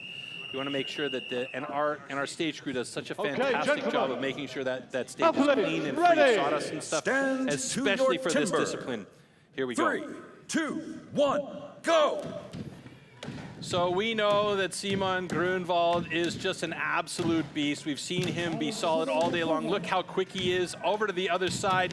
He is just not letting anybody have any leeway here at all today. Gorski working hard on the first side. Boom. Oh my goodness, it's the season's best national record for the pros. No And Simon way. Grunwald with a 16:07 has just thrown the gauntlet down against all these big guys with experience. And he is really making a name for himself. 4 world records, no less than 4 world records this year as a rookie alone, and steps up to the pro level and absolutely annihilated that block in 16:07. That is Seasonal fantastic. best national record. I cannot believe this try. Yeah, and Karol Gorski fighting to get through there. He's got the power, but he's going with really straight cuts getting in there, and he wants to have those angles to get that material away. You can see there each time he's trying to cut new material and just making it hard on himself. And the axe angle plays such a huge role, but you know that's going to get better each time that he goes out there. And we should see a personal best for him as well, 1:14.20 for Gorski. He'll take that home and work on it. Yes. But are you kidding me? This youngster is just killing it. Unbelievable. Unbelievable. So strong, so clean. And we talked about personal bests Okay, coming up, but I mean, that really is a good. number. That's a national Look at record. this, it's even gotten a bit quicker with a 15.72 after adjustment. Wow. So that's a national record. A national record. His first pro contest on the standing block chop. That is impressive. But look at how clean he is. Look at how powerful, how accurate he is. Okay, not there so much, but yeah. But imagine being a pro, standing behind the stage now and then hearing Watching this kid, huh? that he has just demolished another record, a This national record. 18-year-old punk taking over So you our want to beat him positions this here. year, or at the latest next year, because you know in 24, 25, where is this kid going to go? No, there's only up for him at this point. He's just so good. Final driver there for Gorski, and we'll move on to our next heat coming onto stage. We had just heard it, Marcin Juszkowski against Robert Adamovich. Now, Will mentioned earlier you saw Karol Gorski rubbing the soles of his shoes on the boards just try and dry them off. What I did notice there after the fact was that Szymon actually was wearing spikes. So he had flip-flops on over top of his shoes to protect the spikes so he could walk on and walk off. And those are like track and field spikes to add a little bit more grip on the stage there. So we might see a couple of these guys wearing it. In this case, these two gentlemen not, but okay, gentlemen, you will see that from time to time, and it athletes is allowed. ready. Stand But it's to not your raining timber. anymore, but still, it's 3, kind of moist. 2, and, It's 1. moist, and walking Go. over the deck to get onto the stage, it gets slippery because your shoes get a bit wet there. As Juszkowski on the left-hand side there, and Adamovich on the right-hand side working on their standing block chop. Oh, And people there are we really go. getting Nice into big it now. slap The coming crowd, off for Juszkowski, and you can hear the audience in the background. There's some family members definitely screaming. Adamovich, a couple of straight cuts in there. You can see the angle, not really that sharp as he switches over to the other side. So he's got about 2.5 drivers. And you can see already these guys are getting a little bit tired. So fitness is playing a massive role for these athletes every single time. That was very close for Adamovich. Getting as some a slip, extra and he's motivation here. coming close to getting the top off there. He really wants it, but he's trying a little bit too hard on the far side of that block. Comes in a little bit close to him and There we does go. it. But no time stoppage there, so officially we've got 47:25, but the clock is still running. Juszkowski trying to get through there. And you can see those green markings on the block as guidelines, and Juszkowski does it in a time of 59.98. So our official clocks on our screens here stopped, but the ones on the video screen did not. But we can tell you that those times are currently unofficial until we get the final go-ahead from our... Both Okay, athletes definitely not reaching their personal bests in this. No. And you can see by the reaction, they're not too happy with that. Quite far away, to be frank, from the youngster, Simon Grunwald. Well, I got the impression that they were both getting a little bit tired, and what happens is when you get tired, you start to cut flat. Instead of having an angle like this, you go in straight, and that's not really the idea. So here are the first few drivers from Adamovich. And You can see the bottom angle not as steep as he could be, but still not bad. And here gets a bit tired on that first side and starts to cut in a bit straight. You can see the same thing was happening on the second side for both of these guys. They were tired, and I mean, that's a lot of work. We're talking about 3 disciplines that you've worked through. One of them at the start, the underhand chop, and now the standing block chop. 2 chopping disciplines that require a lot of stamina and a lot of power and a lot of accuracy. And those moments where, you know, you need that power, you need that accuracy, your stamina starts to play a role too. So if the angle is going in nice and you keep that stamina and your fitness level is good, then those angles are nice. But as you start to get tired, you get a bit lazy with your hand position and you go in straight, and that's when your cuts start to become a little bit too Yeah, so finally our audience can see what is happening to me, you know, while we're watching those athletes. He's showing me all the moves and everything that's happening. And I love it because we're right within the STIHL TIMBERSPORTS season 2023. Yes. So many things have already happened, but there's tons of stuff coming up, like the US Women's Championship tonight. That's this weekend. Yeah, so we're going to take a look at the competitions for 2023. I mean, that is a lot, Troy. There's a... Yeah. Quite a number of events that we're very much looking forward to. Like mentioned before, we've got the US Pro Championships in Milwaukee. I think that's a really nice one if you feel comfortable They're having today. a Bavarian beer festival Yes. there, so it's almost like Yeah, their we version should be of there. I don't know, Oktoberfest. it just didn't work out for us. Of course, the Nordic Championships coming up, Swiss Pro Championships, the Austrian Championships. Then we've got the European Nations Rookie Cup with the European Nations Pro Cup. German Pro Championships, Team World Championships, and of course, on the 4th, the Individual World Championships. Yes. The Grande Finale to crown the king of STIHL Timbersports in the season 2023. And to be quite honest, I think this season has been very special so far. So this could be one of the biggest things we've seen yet. So make sure to join us. I'm not sure if there are any tickets still available. Nope, you must sold be out very completely. lucky. But you can watch it, of course, on the live stream. And I mean, look at those beautiful pictures of this wonderful place here as we await the next heat. That is heat number 3, Tomasz Kowal, that has been mentioned very loud by the announcer here. And of course, Artur Krupinski. Both of them at the same level of age, the same level of time, maybe even of size and weight. So this similar to statistics across the board. So really, this is a battle, and excuse me, in the tail of the tape here. Oh, that's a great picture.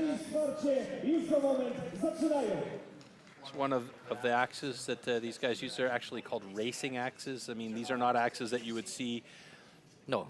People using not often in the woods. And I wouldn't advise it. Specially designed, specially cut. Okay, gentlemen, athletes, ready. Stand to your timber. 3, 2, 1, go! So Kowal on the left-hand side of your stage and Krupinski on the right. Look at them, they're in sync with each other. And now they start to lose that sync a little bit. Krupinski, Kowal. Kowal's got that was a nice one. some wild shots coming from down below as they both move over to the other side at the same time, so you can see why these guys are so evenly matched. Some big slabs coming out for Krupinski there as we see some huge chips exiting that block. A little bit of a slip. Oh, and a great time by Krupinski with a 28.57 personal best. And Kowal does the same thing with a 31.01. They're loving it. I'm loving it. Me too. Somebody get me a burger. Yeah. Yeah, great. Loved. I mean, you know, these guys are athletes. They're battlers. Every time they get out there, they want to improve and then get better and beat the other guys. But a personal best is always good. You can see both of them smiling as they both have their personal best today. And that's what we like to see as well. Personal bests mean improvement, and that means it just gets better and better. And as you mentioned earlier, it's one of the seasons where we've seen so much parity across the board. Crazy. For all of the athletes, it's going to be at the World Championships. It is going to be a wild time to see. It could be anybody's battle there. And of course, these guys are still fighting to be, you know, in the top 8 of the European rankings. So watch these drivers from below. They're coming from really flat positions. The drivers from high going down from up, or from down to, from up to down, they have a nice angle. But it's the drivers from below. The really good athletes will take that axe down to floor level almost to make that driver on the up hit.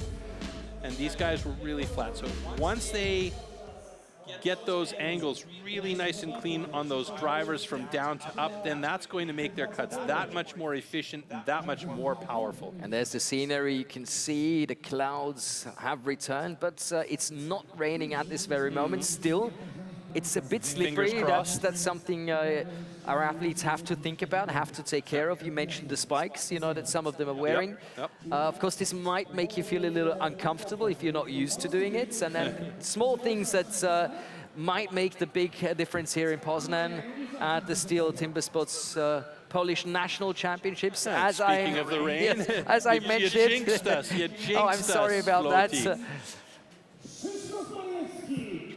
But these men are continuing. Krzysztof Majewski and Jacek Grönwald up on stage now, trying to grab a personal best. But I mean, look at Jacek, 18.57. That is quite a number. If he can get that going, he would place himself right on the second position, which I would say is probably the position he would love best. Absolutely, right behind the sun. Yeah, I mean, not in front, but right behind him. And there you see a perfect example of the spikes in the shoes right there. And it's only on one shoe. Interesting by Jacek. Oh, yeah. He was wearing the red ones when he arrived. He's still got one red shoe on, so... maybe that's his lucky shoe. Maybe, yeah. Don't want to take off that back shoe. Okay, that he would gentlemen. choose the forward shoe. Athletes, ready. I would want to have the back one for more push off the hips, but we'll see. Everybody's got their own thing. 3, 2, 1, go! So Jacek Grönwald. Now watch the action from the axe as he does the driver from down below. See how low he gets with that axe? Same thing by Majewski. He goes down low. He's not really having those big flat cuts. And you can see the angle right there, exactly what you want to see. Super nice, super accurate. Grönwald moving over to the other side of his block. Big power from both of these guys. Majewski's got...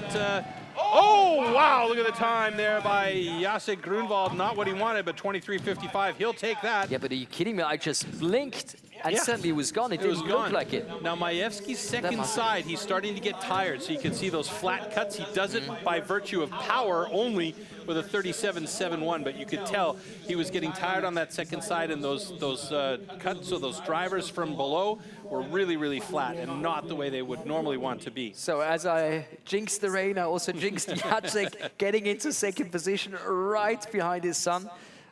He must be very pleased with that. So, but let's wait for the final decision of our judges. Okay, congratulations. Both cuts are good. Thank you very much, Andrew Hall. That's what we want to hear. Yes, we do. So right now we're looking at the standings, or we're looking at them, but the standings of the block chop are Szymon Grönwald on top with his papa Jacek Grönwald right behind him. Now you know where he's got the spikes on the white shoe, not on the red one. Worked very well for him. Yeah, well, I mean, whatever works. However you get through that block the fastest is what these guys need to do. And I mean, if it were me, I would want to have it on my back foot. Same so here. I would push off of that back foot and use the power in my hips to try and really drive that axe through. You can see all the chips and all the pieces of the block flying out from Jacek. I mean, he's got power. He's such a tall man. He's, you know, given that genetic material to his kids as well. Long arms, tall. I mean, fantastic athletes. The whole family is just unbelievably good athletes. It's amazing to see them up there. But Szymon, he's been impressive today, absolutely. It's crazy. And everybody, of course, is talking not only about the weather, but also about the wood. Yes. And the wood is very important for these athletes, and there has been quite a progress that has been seen over the last few years. Yeah. And sustainability is also something that is very important in 2023. And of course, STIHL TIMBERSPORTS fulfills every part of it, right? Yes, we do. And we're not just chopping down blocks and putting them out there to cut. We're taking very good care to make sure that this wood is sustainably harvested and managed. We as STIHL TIMBERSPORTS pride ourselves that all wood is sustainably grown, harvested and recycled to minimise the overall amount of wood processed. Firstly, this popular wood is grown on certified plantations. Secondly, the white pine for our sawing disciplines is only sourced from certified forest management.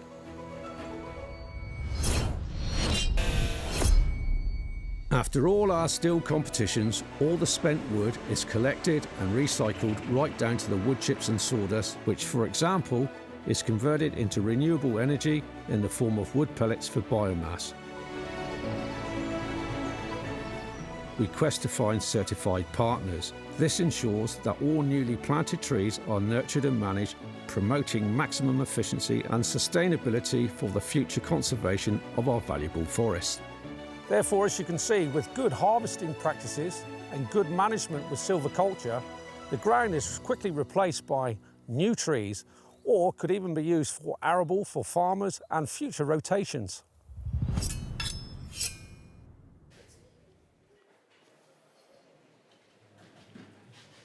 Look at our crew.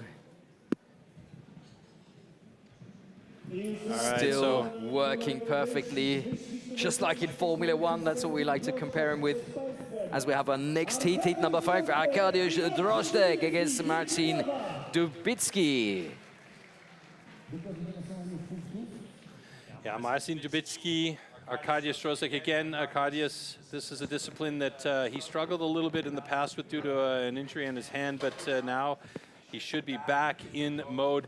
He's also a very tall man. He's also got long arms, you could see. He's got plenty of pipe there, you know, sun's out, guns out. Not in this case today with the sun, but the guns are definitely there. And you can see Marcin Dubicki also with the spike shoe on that front foot. Interesting. I have to find out why the athletes ready. Stand to your timber. 3, 2, 1, go!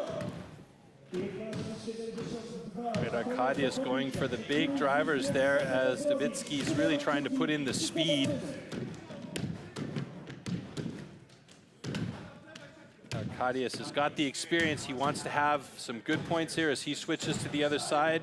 Dubicki's already on the other side. Arkadiusz pushing hard to try and get through there. Dubicki might be quick on this one. He is 25-11. Arkadiusz struggling at 27 now. A bit of a sticky axis. He's trying to get through there as quickly as possible. He needs some points if he wants to be among the top 8. Does he have enough? Yes, he does. 4th place overall at the moment. Standing block chop currently sitting in 6th, but there are still 2 more heats to go. And there's some big athletes coming up in those 2 heats. Yep, absolutely. So this 3rd discipline in round number 1 really is also a maker or a breaker to proceed to round number 2. To make it to the single buck and the springboard. Marcin Dubicki also with a personal best of 24.82, so that puts him in 3rd place in the standing block chop results. Well done by him. And Arkadiusz Drozdek in 6th place in standing block.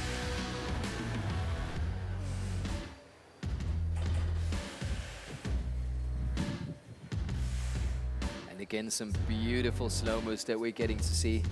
The transition, that's always so important, I feel.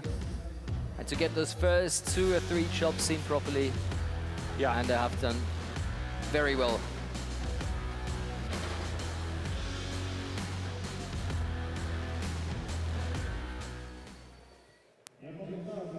Right, so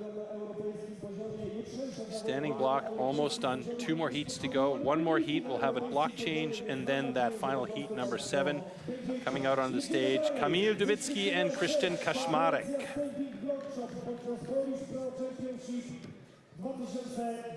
Again, 2 personal bests very close together. That's what I love to see. Always makes it a little more exciting for me to just watch the guys, you know, pushing themselves to the limits. Rain has stopped again. Crowd back on their seats. It's a bit on and off here. It's the weather's a bit messy, but that's not stopping our athletes or our audience here from enjoying some great timber sports action. Okay, gentlemen. Au contraire, monsieur, I think it makes it even more exciting. And the rain has started once again. It is just really, really mixed today. Go! So, Kamil Dubicki And Christian Kaczmarek, Kamil Dubicki has got some rocky road going on there as he is cutting crazy on that first side.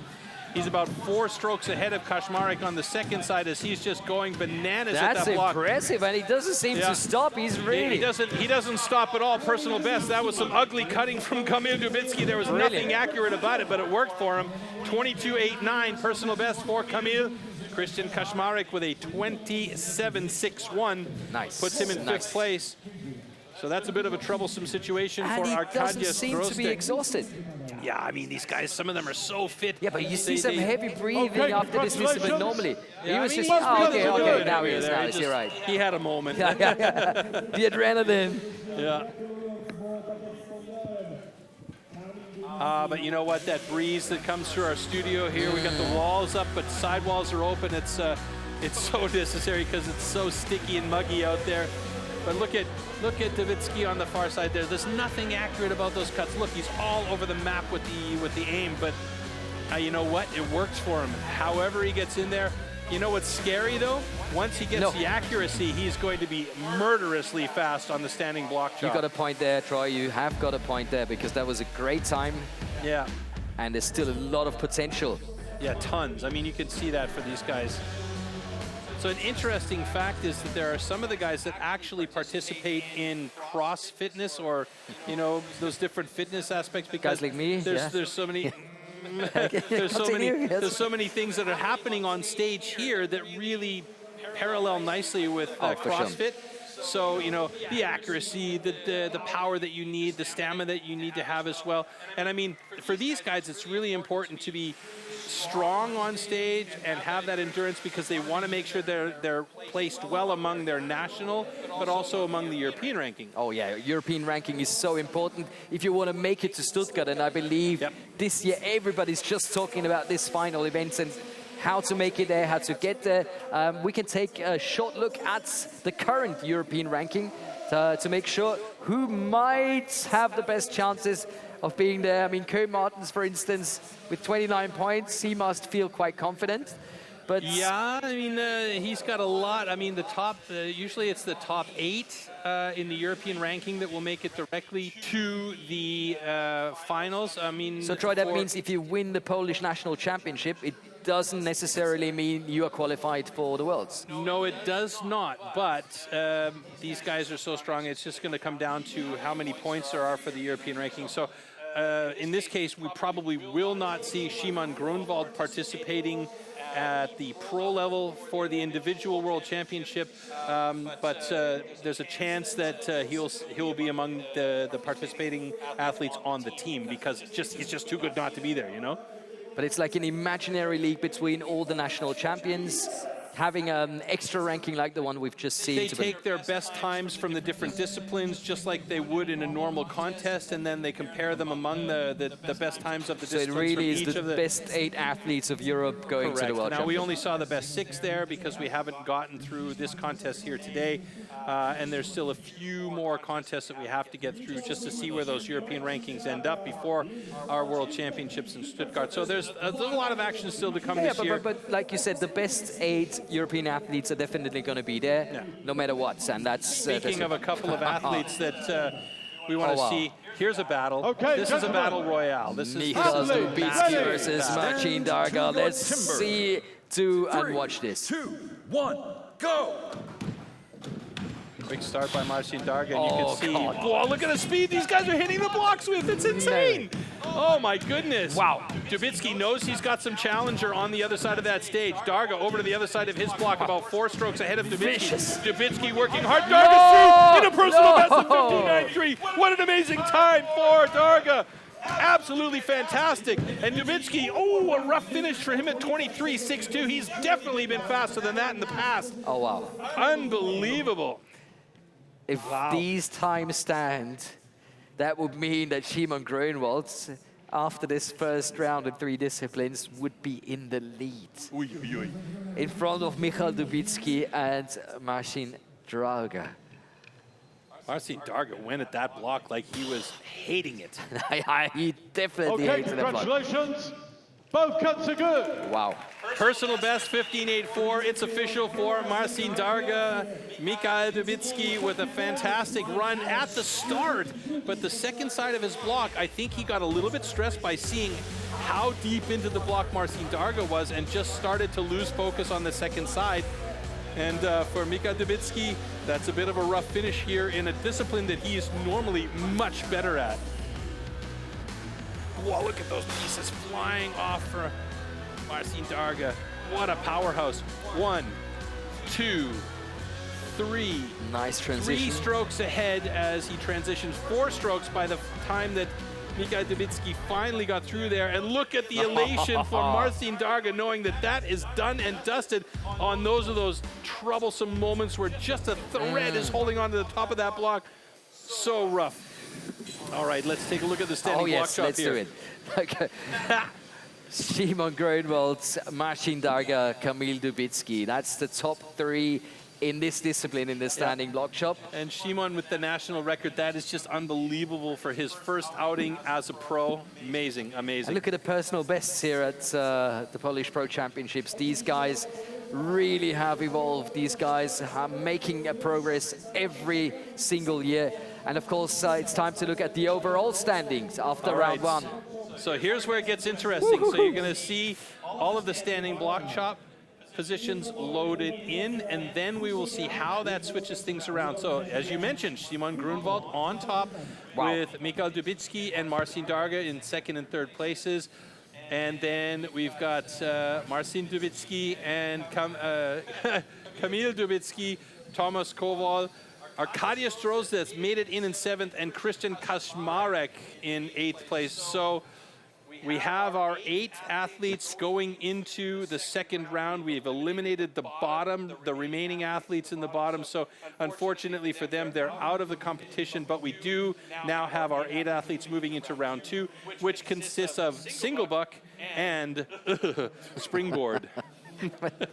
But Szymon Grönwald, I mean, we just have to mention this. I expected him to do well.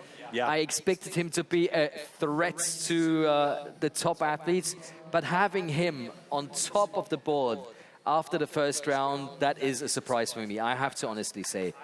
Full credit, this guy is amazing. Top of the board, absolutely agree with you. That's surprising, but at the end of the day, it's not all that surprising either. We've seen this kid is just an absolute beast. It's his first pro competition. Yeah, especially with our next discipline, because if I remember correctly, I do believe he holds the world record for rookies in the single buck. Let's take a look at the tool and discipline for single buck.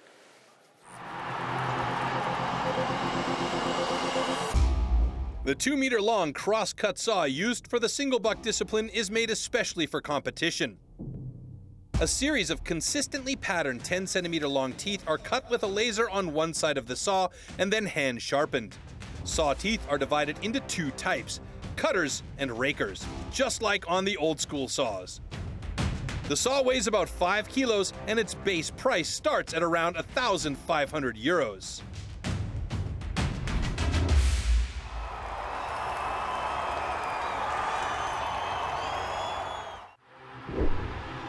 Single buck. The single buck is a one-man saw about 2 meters long.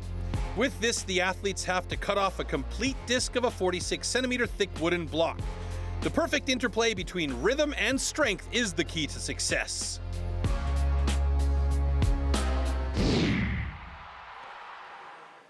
So off we go into round 2. Single buck coming up. Kaczmarek against Drozdec in heat 1.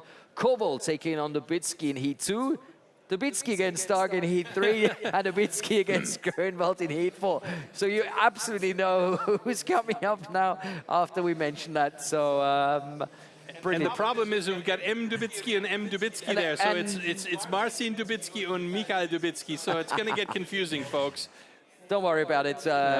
We'll tell you in time. So it's Christian Kaczmarek against Arkadiusz Stroczek, Tomasz Kowal against Kamil Dubicki in Heat 3, Marcin Dubicki against Marcin Darga. And in the final heat, in Heat number 4, we'll have Michał Dubicki against Szymon Grönwald. That, of course, is going to be another mighty clash of the Titans. As we are waiting for our athletes, take a look at the beautiful scenery. Look at the fans. I love them. You know, it starts to rain. They just, you know, take out their umbrella. They don't care. They take the umbrellas out, block the view from behind. Come on. They're like the theater goers with the high hair. Yeah, but that's why everybody keeps moving. That's why everybody keeps waving. But look at the faces of these guys. Yeah, these fans themselves. are fantastic. They've supported every single athlete. And of course, if you want to send us some of your pictures, we've got the hashtag STIHL TIMBERSPORTS and of course hashtag #KissMyAxe. So if you take a picture of Troy and me, please make sure it's the #KissMyAxe hashtag so we can find you. That's perfect. We should also mention that 16 points are up for grabs for the top athlete in the single buck and the springboard. I mentioned earlier springboard, and I did a bit of a shudder. It's not because I don't think that discipline is cool. It's because the discipline is so difficult to do well. And we'll explain more about that as we get closer to the discipline springboard, but we still have to get through the single buck now. You can also see a social media reporter in this picture. Oh, yeah. Here, right on the left, she takes care of Facebook and, of course, Instagram. You can find us. I mean, Timber Tolga, he is a man to watch. You can also find him on Twitch.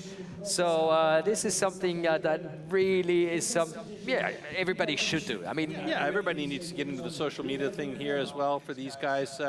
Look at the times there for Christian Kaczmarek and Arkadiusz Stroczek. I mean, I cut a single buck with an older saw. It took me 47 seconds or 45 seconds. 40 days.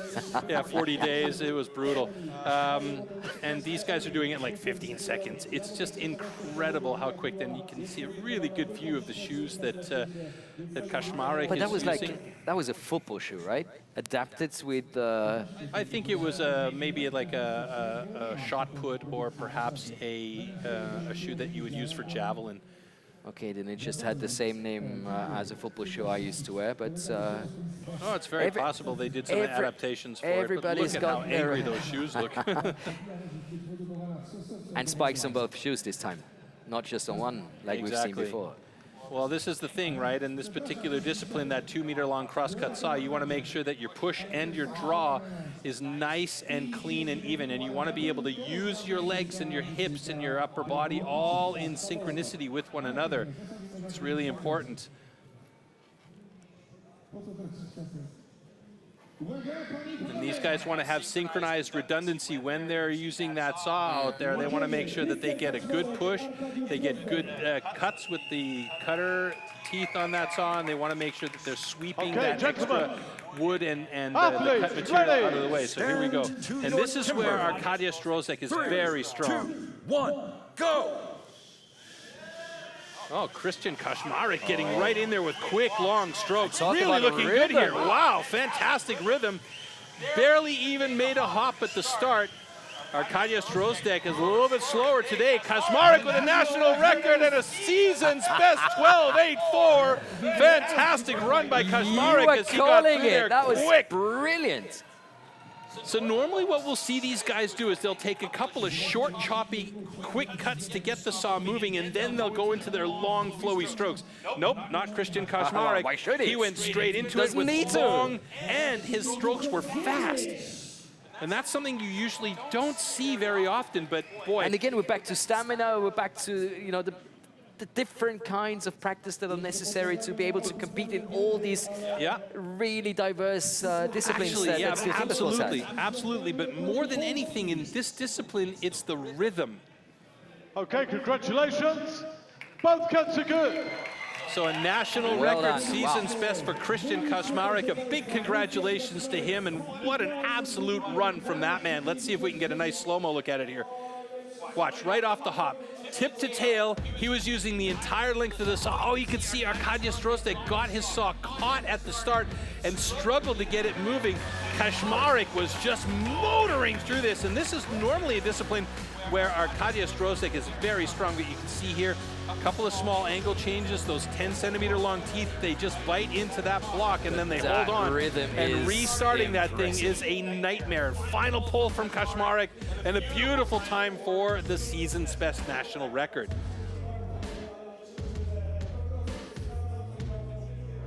A disappointing run for Arkadiusz Drozdek, but I'll tell you what, he's in the mix here right now. Definitely.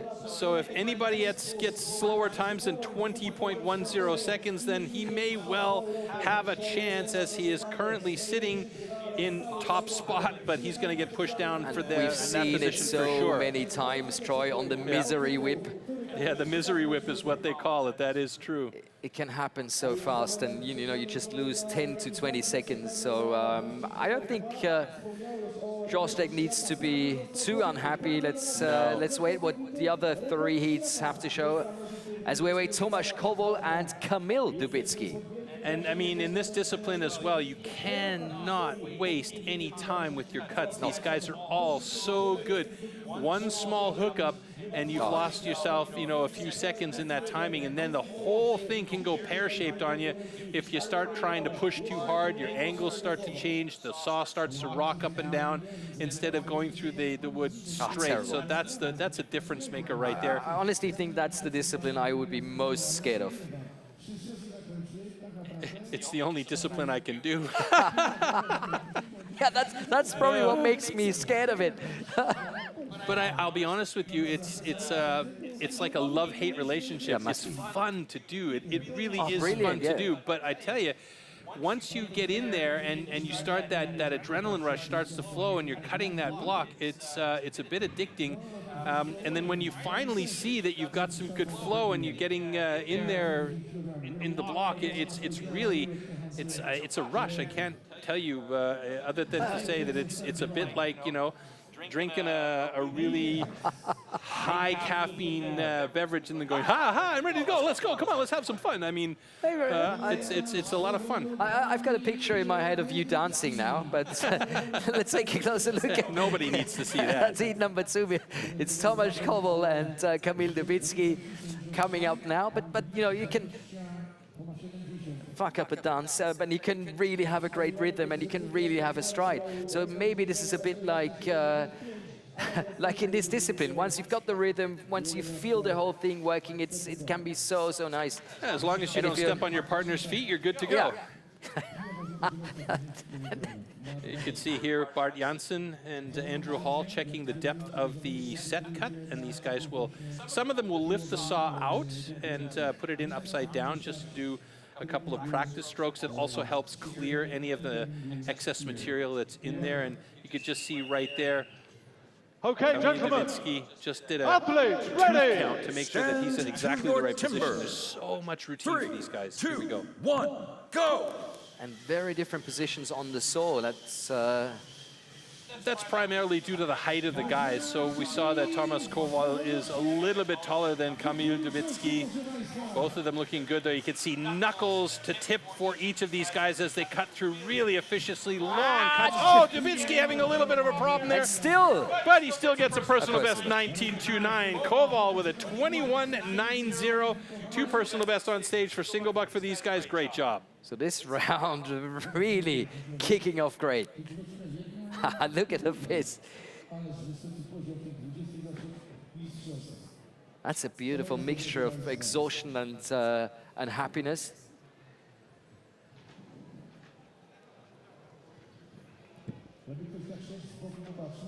So Kaczmarek still with his national record, the fastest man in this discipline.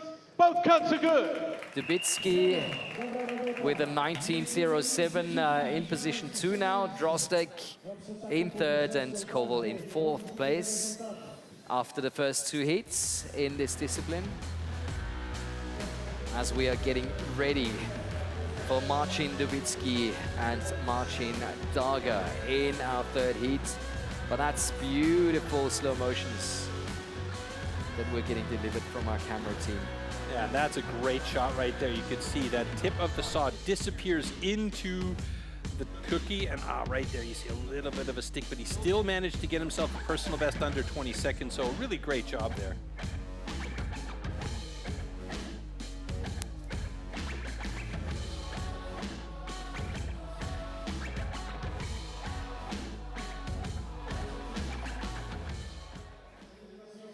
Yep, this is what it looks like at this very moment here in Poznań.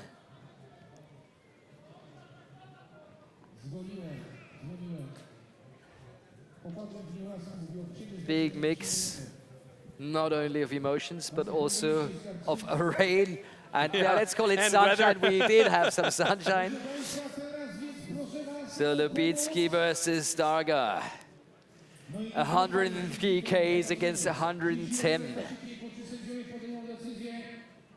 And like you mentioned before a number of times, it's not just about the muscle, it's not just about the power. It's very much about technique and finding your rhythm, finding your stride. And that's why all this preparation, you know, seems to be a bit longer than in any other discipline. Athletes, ready! Stand to your timber. I felt Darga was a bit late on his preparation. Let's hope he gets off to a good start. So yes, he does. This is really typical here for Dubicki. He starts off with those short cuts and then just gets into the rhythm. Darga, he tried to get that thing going with a big, long stroke to get things set, and he's looking pretty good here, but Dubicki's a little bit faster, 14.97 and a personal best. Darga with a 17.43 personal best. Great improvement across the board. So nicely done. So we've seen 6 athletes and 5 personal bests. Okay, that's all right. Yeah, that'll do. Talk about progress, development. With a great time personal best there, and Marcin Darga right now sitting in 3rd place in single buck. I mean, these athletes have not been here for 2 or 3 years. You know, they've been doing this congratulations. Intense sport for quite some time, and they are still making progress. Yeah. You know, unbelievable. That's fantastic to see. Marcin Dubicki with the 2nd fastest time of the day, but nobody's come close to Christian Karsmarek and his national record of 12:59. But maybe now. Michał Dubicki and Simon Grunwald are still yet to come, so we'll see. Now you can see here, Darga isn't really using the saw 100% efficiently, but you know what? It did really seem to bother him. A couple of sticky spots there. As he started to change the angle, you could see he was struggling a little bit in the last few strokes of the cuts as he was really pushing hard to try and get through there, using all the power he possibly could in those big arms of his and that upper body. And he managed to do it. He got himself a good time, but this is definitely not his discipline. And immediately he took a look at the big clock, trying to find out how many points he might have collected to take to the next round. Well, right now, Marcin Darga is holding on to 12 points, but Michał Dubicki and Simon Grunwald are up next. Now, as I mentioned, Simon Grunwald has the world record as a rookie, but he will get a personal best here no matter what time he locks down today, because he is a freshly minted pro. And he's also showed that as a freshly minted pro, he is not holding back at all. He is putting the pressure on all of these guys that have had experience and been pros for a few years. And here comes Michał Dubicki. That was a late arrival from Dubicki, because I could see late arrival. Simon already, you know, placing his saw. Well, I think there might be a little bit of tactical I think so. mind games going on here, you know. Simon out there on stage, he's ready to go. He wants to go. He's pumped. He's absolutely ready to hop onto it. And Michał Dubicki, he knows what's going on out there. He wants to come out and settle into his pace. And it's kind of like a hockey game where the team slows down the pace against the other team and tries to control the game. I think that's kind of like what Michał Dubicki is doing here. But Simon seems so focused. There was the look. There was a little bit of a nervous look right there, but he's so good in this discipline. He's so good in this discipline. Okay, I hope I don't jinx him here. Athletes, ready! Stand to your timber. 3, 2, 1, go! Look at that, right away with those beautiful long strokes from both of these guys. Michał Dubicki, Szymon Grunwald. Oh, that is going a forward. fight. Oh no! A huge breakaway for Szymon Grunwald. He put a little bit too much effort into it. He's got to go back and cut that piece off to make sure it's fair. That is going to be a time killer for him. He'll get this personal best. It's 20.11. But what happened there is he was just putting a little bit too much into it. The whole saw locked up on the drive-through, and it bent and it broke off a huge piece of the cookie. Now, it can be considered fair as long as it is complete. So it looks like he'll be okay here. But that was a really rough one for him. In slow motion. Oh my word. Absolutely.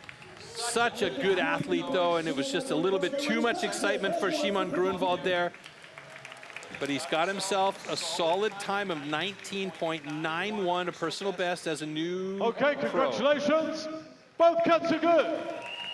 So, and with all of that talk, we forgot to mention that Michał Dubicki's got himself a national record season's best. So he's again moved to the top of the leaderboard in the discipline with an absolutely fantastic time of 12.32 seconds. So the time has been upgraded and we have seen a new national record.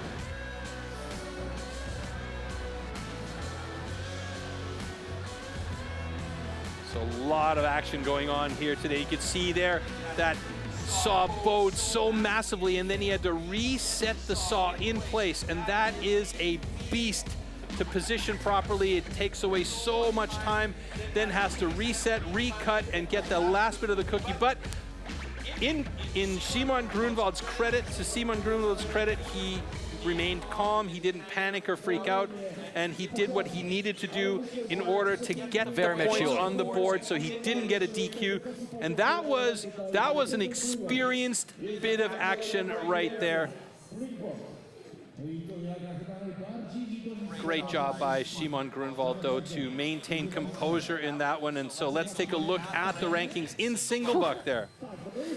So, Michał Dubicki right up on top with the national record. We've got Christian Kaczmarek in second, Marcin Dubicki, Marcin Darga, Kamil Dubicki, Szymon Grunwald, Arkadiusz Drosztek, and Tomasz Kowal in the single buck ranking.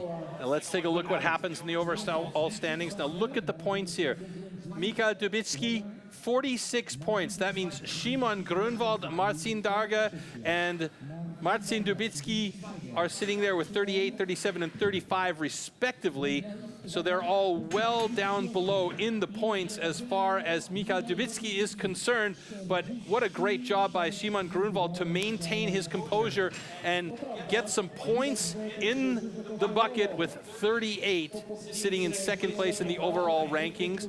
So that's amazing and a great job, and we're joined in studio by a special guest if we come back to the studio momentarily as we have a quick look at the stage there where they're setting up our springboard. Spike, welcome in-house, my friend. How are you? Global Sports Director. Oh, really good. I mean, what a great... Oh, wait a minute. Something's not working here. It should be switched on, yeah? There we go. Technical details. It's all about them, isn't it? You know, what a great event. Superb location, and the competition is super hot. Yeah, it's very hot, isn't it? Now, we wanted to ask you really briefly about the event that we saw in Rotterdam. Just run us through that event and the kinds of things that we saw and what was exciting for you at that World Trophy.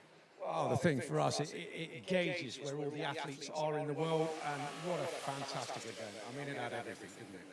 Yeah, it really did. And the development that Stihl Timbersports, has had over the last few years, we can see it now with Szymon Grunwald, really performing so well with the pros. That must be something that makes you really happy because you've been part of this development of the past few years.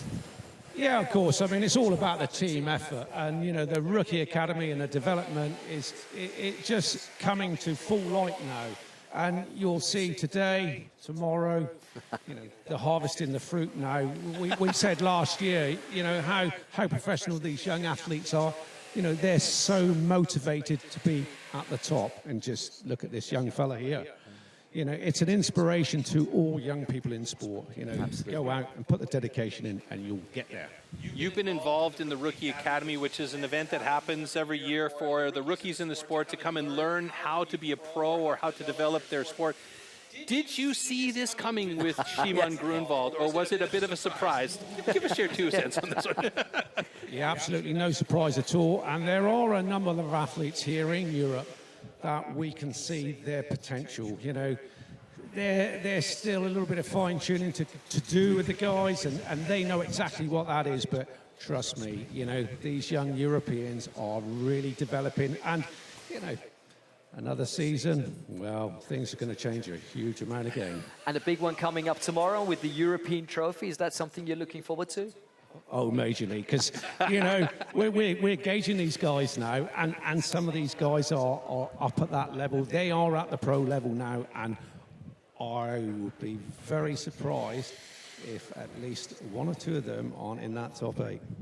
Well, the World Trophy you talked about, Troy, is something that we can take a closer look at, just so people at home know what to expect from tomorrow's European Trophy. Yes. And that's a beautiful one to watch. I hope you're going to stay with us to see those wonderful pictures.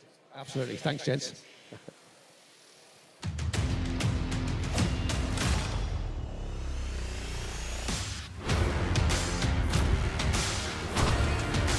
This is the World Trophy 2023. Welcome to Rotterdam, the Netherlands. All of you, thank you for dropping by. If you're really into massive superstar athletes smashing stuff, you are absolutely in the right place. So here we go with our round of 16 heat list.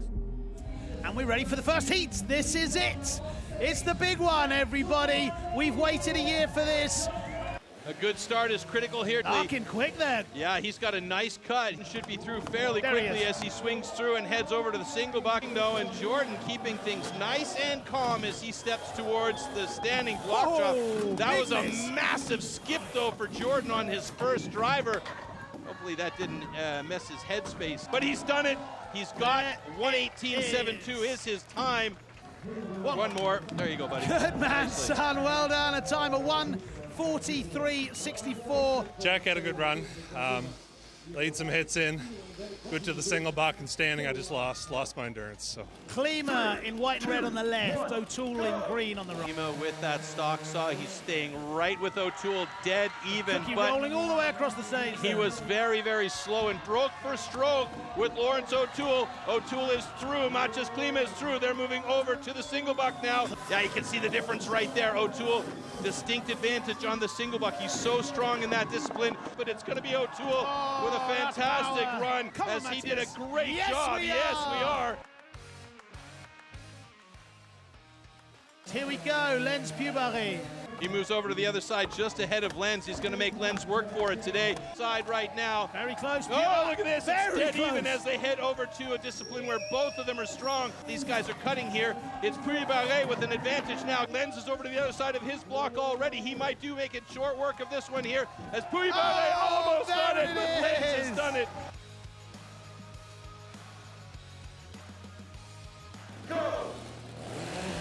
Good start for Hansen. Ollie is so good on the underhand, and now he's got to move over to that single buck and big lead. Fast. Hansen with a huge lead now as he'll get that piece off, but Hansen's got a loose block, and Hansen's done it. A couple of small adjustments need to be made by him, and it's a 1:15.62 for Ollie Reinhardt.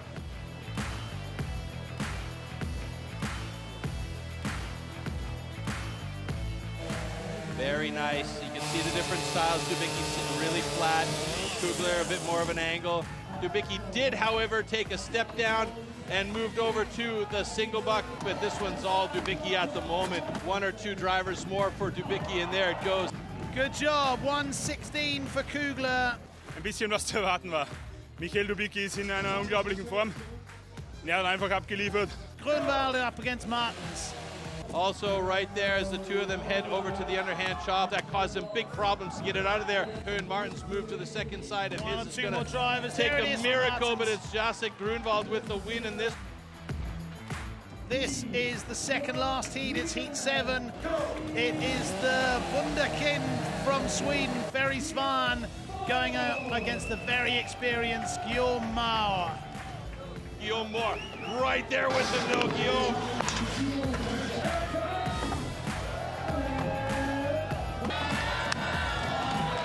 Go through to the quarterfinals.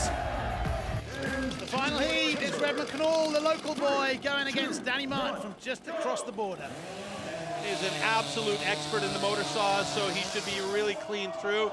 Nice job by Martin, nice job by Redmond Knoll as well to move over to the underhand chop.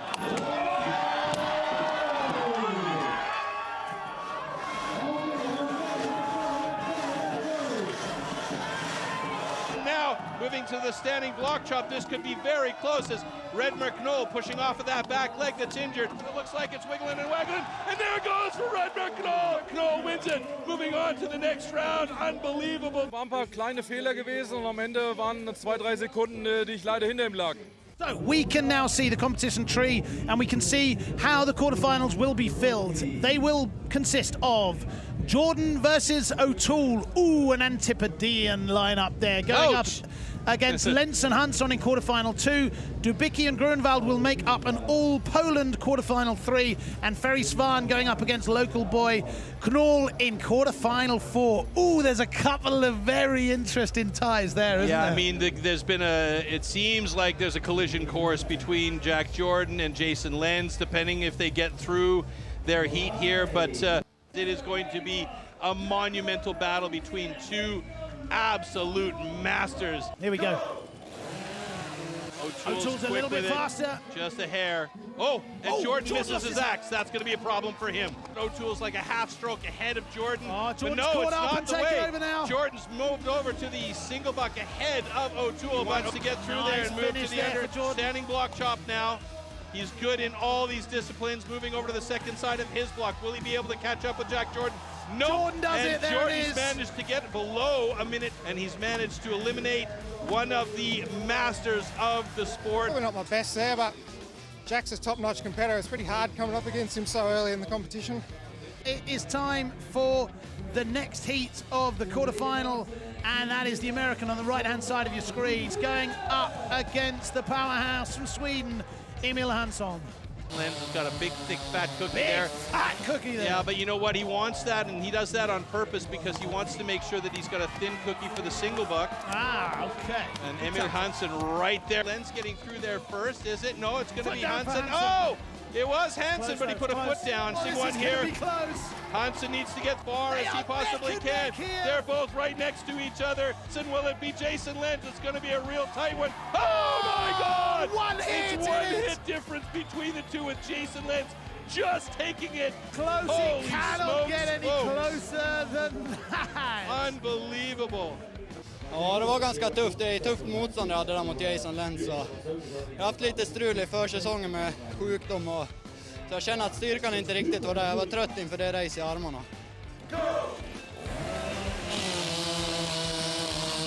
Good start by both of them, but it looks like Jacek Grunwald a little bit faster. Their frequency is almost match for match on point. Dubicki, oh, big hook up for him as he breaks that off. Did he get the whole cookie? I certainly hope so. I don't want to have this on my head. The all-Polish duel here is won by Oh, Dubicki there it is, with a time of Dubicki. 1:03.96. Ostatni hit był bardzo ciężki. Rąbałem z Michałem, fajnie mi się rąbało, ale było ciężko. Ale lepszy wygrywa. Takie są te zawody. The last quarterfinal, people. This is Sweden versus Holland. This is Knoll Svan. Oh, a bit of a rough start by Ferry Swan there. Swan is... What's going on here? What's happening? Oh, he didn't turn off his saw. That's a huge problem for Ferry Swan. It's going to be close, I'm telling you. I think it's going to be Knoll, but it's anybody's guess at this point as that's waggling. It's going to be Redmond Knoll. Knoll has done it. Knoll has done it. He's moved through to the semi-final. His best result ever, no matter what happens. Nej, men jag glömde inte, men jag missade att stänga av Stockson och det var det som gjorde resten då. He chose to describe it was hard. Yeah. What is also hard is to go from the semi-final to the final. Only 4 have the chance left. That will be Jordan or Lenz in semi-final 1.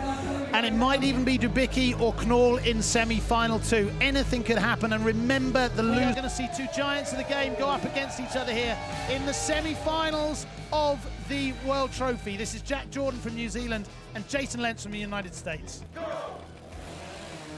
Ooh, good start by Jason Lentz, and they're both through to the underhand chop, dead even with each other. Is it going to be Jordan? It is. Jack Jordan moving over to the single buck ahead of Jason Lentz. Jason Lentz got a bit of a struggle there on those last few drivers.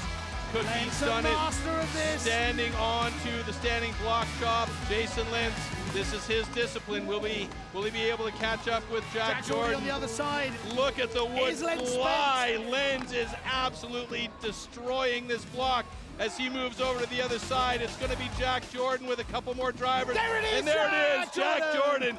That's a disappointing finish for the man that was in the final last wouldn't year. Have expected that. Not expected at all from an absolute powerhouse talent. To do what it takes. Oh, that could be a problem for Dubicki. He had his hand on his saw. Red McNull first over to the underhand chop now. He's again not letting him get away. Huge chance coming out there. This is called playing up, folks. Red McNull about a step and a half behind Dubicki. The misery whips are at work for these guys. It's now movement from Dubicki over to the standing block chop. Knoll's in a bit of trouble here now. Dubicki's got that thing wiggling and waggling. Dubicki should have it here. He got a big axe stuck in there. Dubicki's He's got through. it. Beautiful finish. Well done, sir. A time of 1:27.10 for Red McNull. All right, and the winner is Michał Dubicki. There it is. So we were mistaken. Everything was above board. Great performance today from the local boy. He's made it into the small final. We are ready to go back under the stage for the small final. Here we go.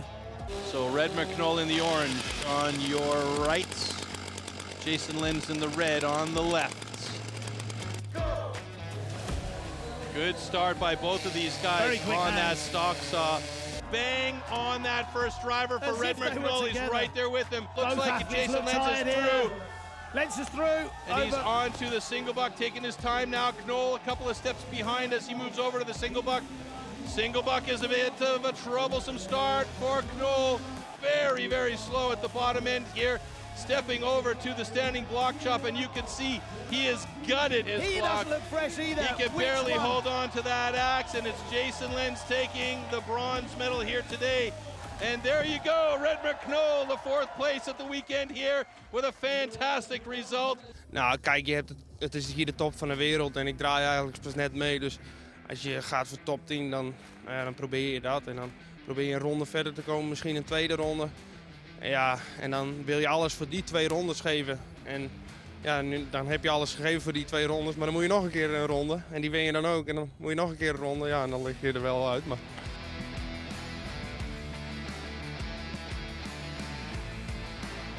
This is the final of the 2023 World Trophy. This is Jordan Dubicki. Here we go. Great start by both of these guys, getting into a clean cut.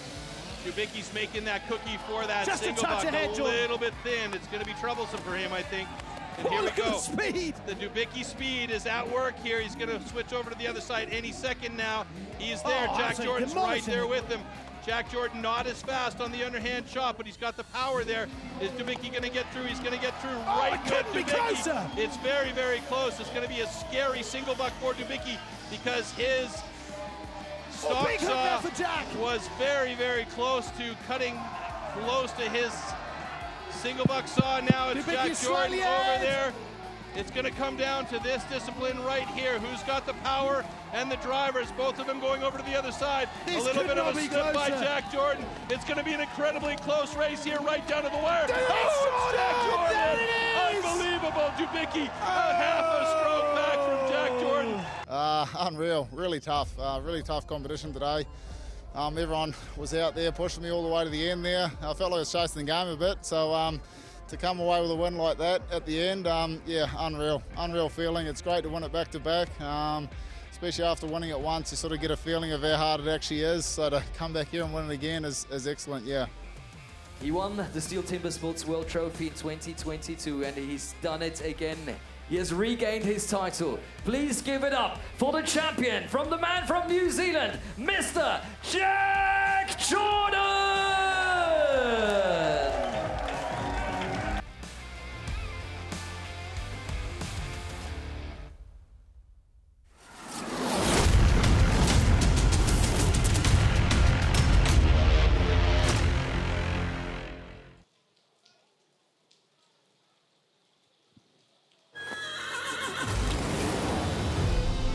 There's still some wild out there.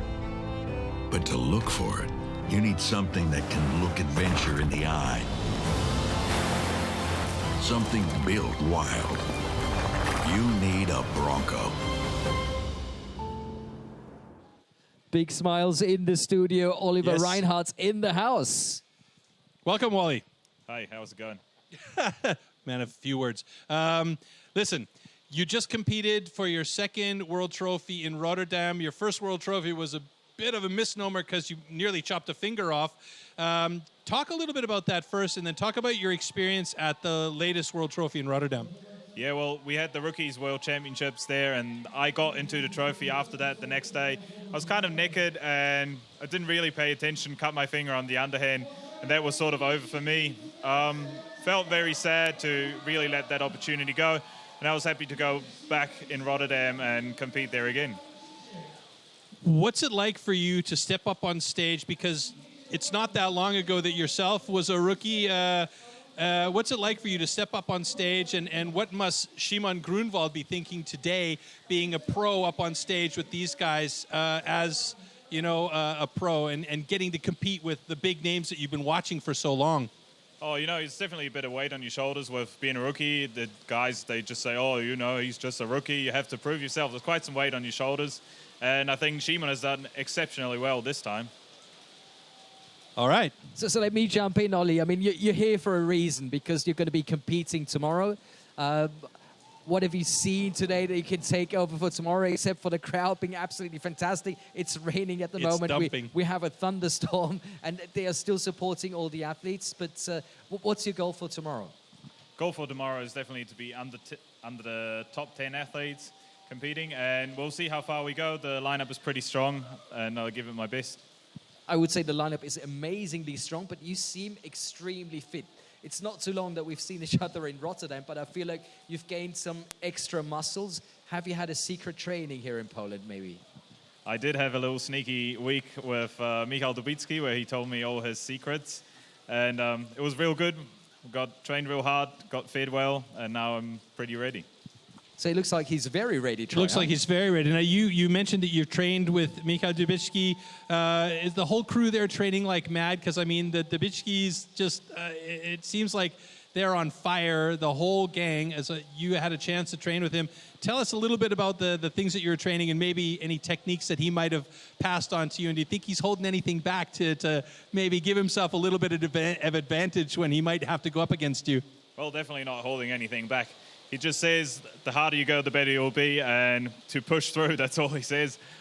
He pushed me real hard. We had knotty wood. We trained with shitty axes to really push ourselves, get to these get that endurance that you need for that minute of trophy. And now I think I'm quite ready to do it on the good wood. Well, in the trophy format, you don't have the springboards.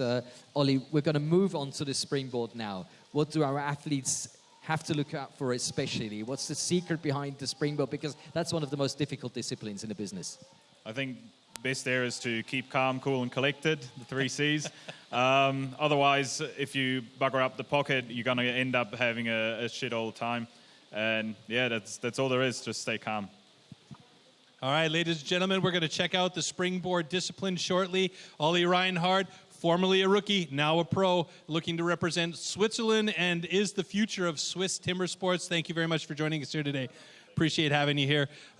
Let's take a quick look at something that happened at the World Championships back in 2016, I believe it was. It was an absolutely incredible world record for springboard that it's been a tough one to get close to, and we've been debating about whether or not anybody will be able to break that anytime soon. Maybe today? Let's see.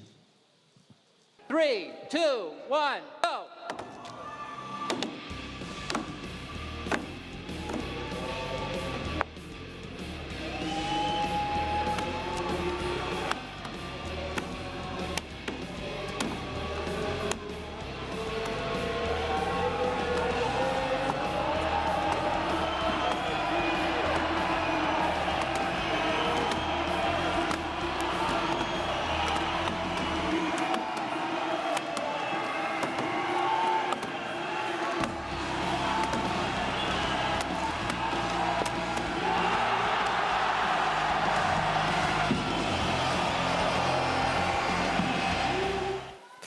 That was perfect. That was perfect. It doesn't get any better than that. I cannot imagine anyone, beating this time. I was there for that. I nearly wet my pants when I watched it. I saw him climb up that thing like he was a cat running away from a dog, and then he cut the top of that block off like it was made of sponge.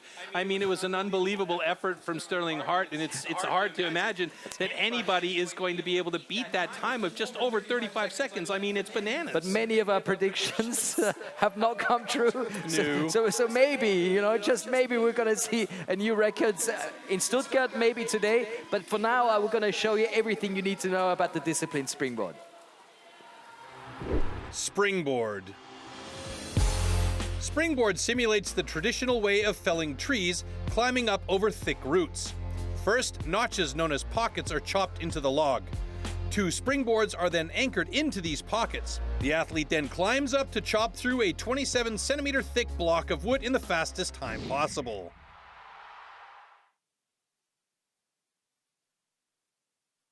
We have just been told we are not sure if our athletes are able to come out this very moment because the weather is not too good at the moment. So it's pouring out there. I mean, we had some thunder and lightning, and there's a huge metal stage that we've got. So we kind of want to make sure that the safety of the athletes is a bit paramount here. So this is something that we have to keep a little bit of a headspace for. You can see here, people are hunkering under tarps and whatever they can possibly hide under. You can see it's absolutely raining down cats and dogs.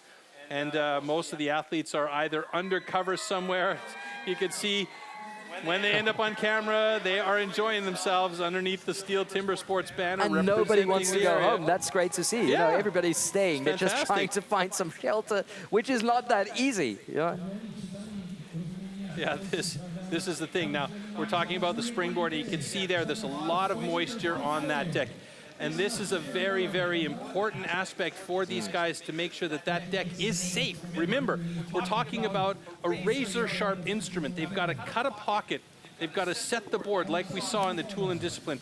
Then they've got to cut a second pocket standing atop the first board and set a second board. Then they've got to crawl up on that second board about 2 meters off the ground and start to cut through that top block. So if anything goes pear-shaped there, if they slip on that first pocket and fall down, the axe can really cause problems. So we got to make sure that these guys are as safe as possible. It's also really important for us to make sure that we can continue with the competition here, because this is the last discipline before we cut the heats or cut the amount of athletes down to just 6 guys. So there's a lot to be thought about here before they step out on stage for this discipline, and here we go. Oh, wow. Our team and our crew says everything is ready to go. So we've got Christian Kaczmarek against Arkadiusz Drozdek competing in the first heat. Tomasz Kowal and Kamil Dubicki in heat number 2, Marcin Dubicki and Marcin Darga in heat 3, and finally in heat number 4, Michał Dubicki and Szymon Grönwald. But for now, full focus on Christian Kaczmarek and Arkadiusz Drozdek, waving to the crowd, enjoying this special atmosphere. I mean, this is something you have to say. This is not the usual kind of thing you have. This is very special. True. You don't see this very often, and you're never going to see so many people on stage at any given time for a discipline as you're seeing right now. As we see flashes of lightning in the background, I really hope this goes well, as the stage has been cleared of everybody else and gone under the protection of the athletes' tent as we get ready to allow Christian Kaczmarek and Arkadiusz Drozdek to start working on their blocks. There is some discussion with our referees on stage, so we will hopefully find out shortly if we will continue, as Christian and Arkadiusz have a chat with each other there. So again, mentioning the fact that we do have thunder and lightning. Lightning is the key point here. It's a giant metal stage. You know, everything is definitely grounded, so it's not really an issue. The guys will be safe out there, but just as an extra measure of safety, if our judging crew deems that they will need to clear the stage for ultimate safety of the athletes, they will do that. So, and also if there's water on stage, as I have just heard, it looks like the stage will be cleared before we continue. Of course, we're going to update everybody back home what is going to be happening over the next few minutes. But of course, just like you mentioned, Troy, safety is the most important issue. And we want to make sure that our athletes, our viewers, everybody in the audience, and of course the whole team taking part here at the STIHL TIMBERSPORTS Polish National Championships is safe. Yeah, I'll try and find out what's going to be happening. We're going to keep you updated as we go along. We should also mention, too, that after the competition is done here, there will be also the U.S. national competition going on. So we'll keep you updated on that as well, and perhaps even throw over to the U.S. Nationals if you want to continue watching STIHL Timbersports after the fact. And you can see here there are towels coming out on stage to make sure that we get some of the area around these blocks that they need to work on dried up and very, very safe. Yep, that's what I've just been told. Everything seems to be safe. We will be able to continue. We just need to make sure that the area around our wood is dry enough for the athletes, for them not having the issue of slipping and hurting or injuring themselves. But apart from that, we are set and ready to go. But our judges just want to make sure that the area where our athletes are going to be standing is dry enough and safe enough. And it looks like we're very close to the moment that we can start. We've just seen Bart Janssen giving his thumbs up. We've heard the whistle. Okay, so gentlemen. ready to go for Christian Kaczmarek against Arkadiusz Drozdek. Heat number one in the springboard. 2, 1, here we go.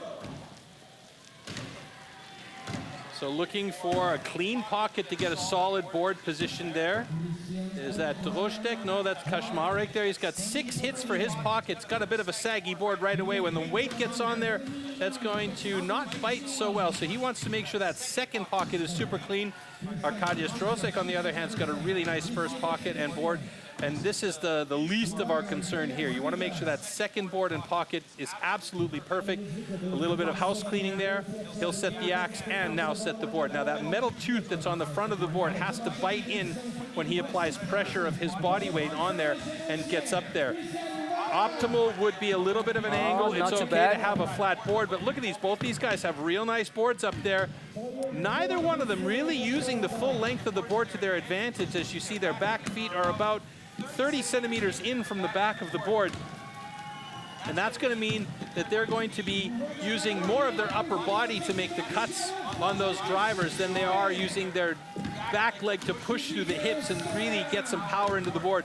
Now Kaczmarek looking very good. He's got that upper body power, and he's got that extra little bit of weight up top there as well that's going to help him. He'll switch to the awkward angle backside now, but Drozdek has done the same thing. A couple of flat cuts by Drozdek there. It could be very close between both of these guys. They do have a time limit, and there it goes for Drozdek and Kaczmarek. Wait, no, excuse me, Kaczmarek.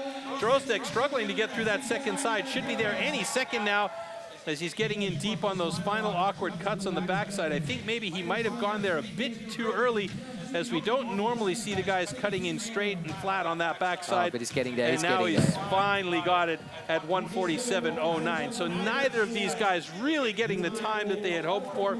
And I think at this point, we're not going to see many guys really pushing the limits of their abilities in the springboard. They just want to make sure they get there in a time under the time limit of 2 minutes 30 seconds and make sure they get some points on the board, because under the current weather conditions, it's not going to really be optimal for these guys. But just listen to the crowd. They're still having a great time. It is really not easy to find a spot here where you don't get wet, but they don't mind. Both cuts are good.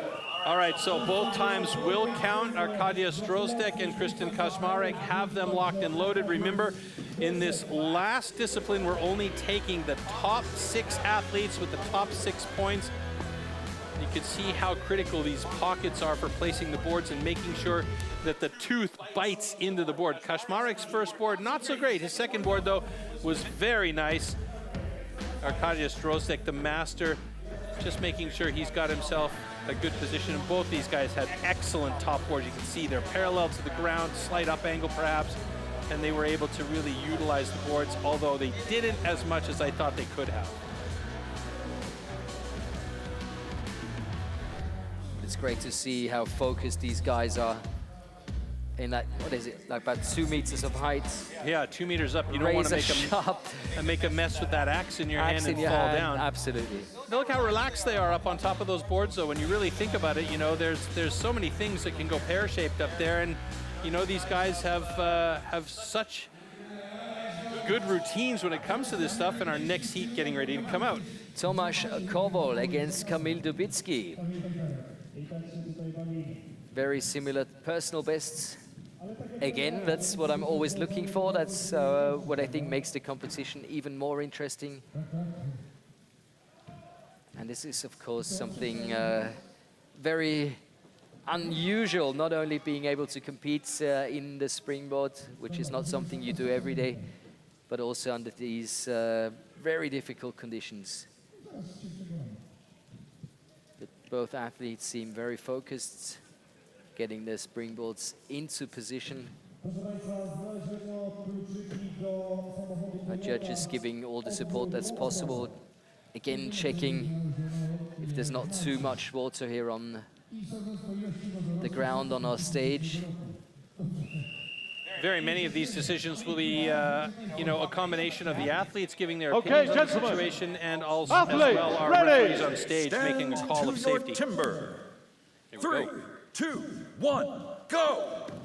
Tomasz Kowal on the left-hand side, setting his first few drivers and trying to get his pocket set. Nice, about 6 hits there, and he just does a little house cleaning as well as he gets that first board in. Again, there's a little bit of a sag, but not the end of the world. Interesting position that he's using to cut those. It almost looks like his hand positions are mixed. He should have the other hand on the inside. Kamil Dubicki on that first board had problems.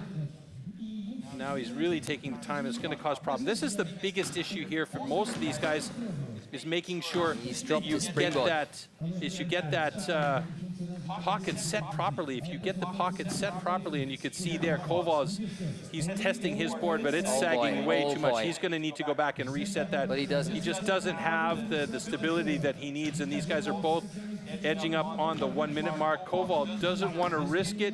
He's going to go for it to try and work that top block, but you can see what's happening already. He's got to step forward on the board because there's no stability for him. Kamil Dubicki still trying to set that second pocket. The problem he's got now, though, is he's going to have to get back down off of his first board, pick up the second board, get back up and place it. And now we're getting to the 120 mark here. Remember, these guys have 2 minutes, 30 seconds to make this happen.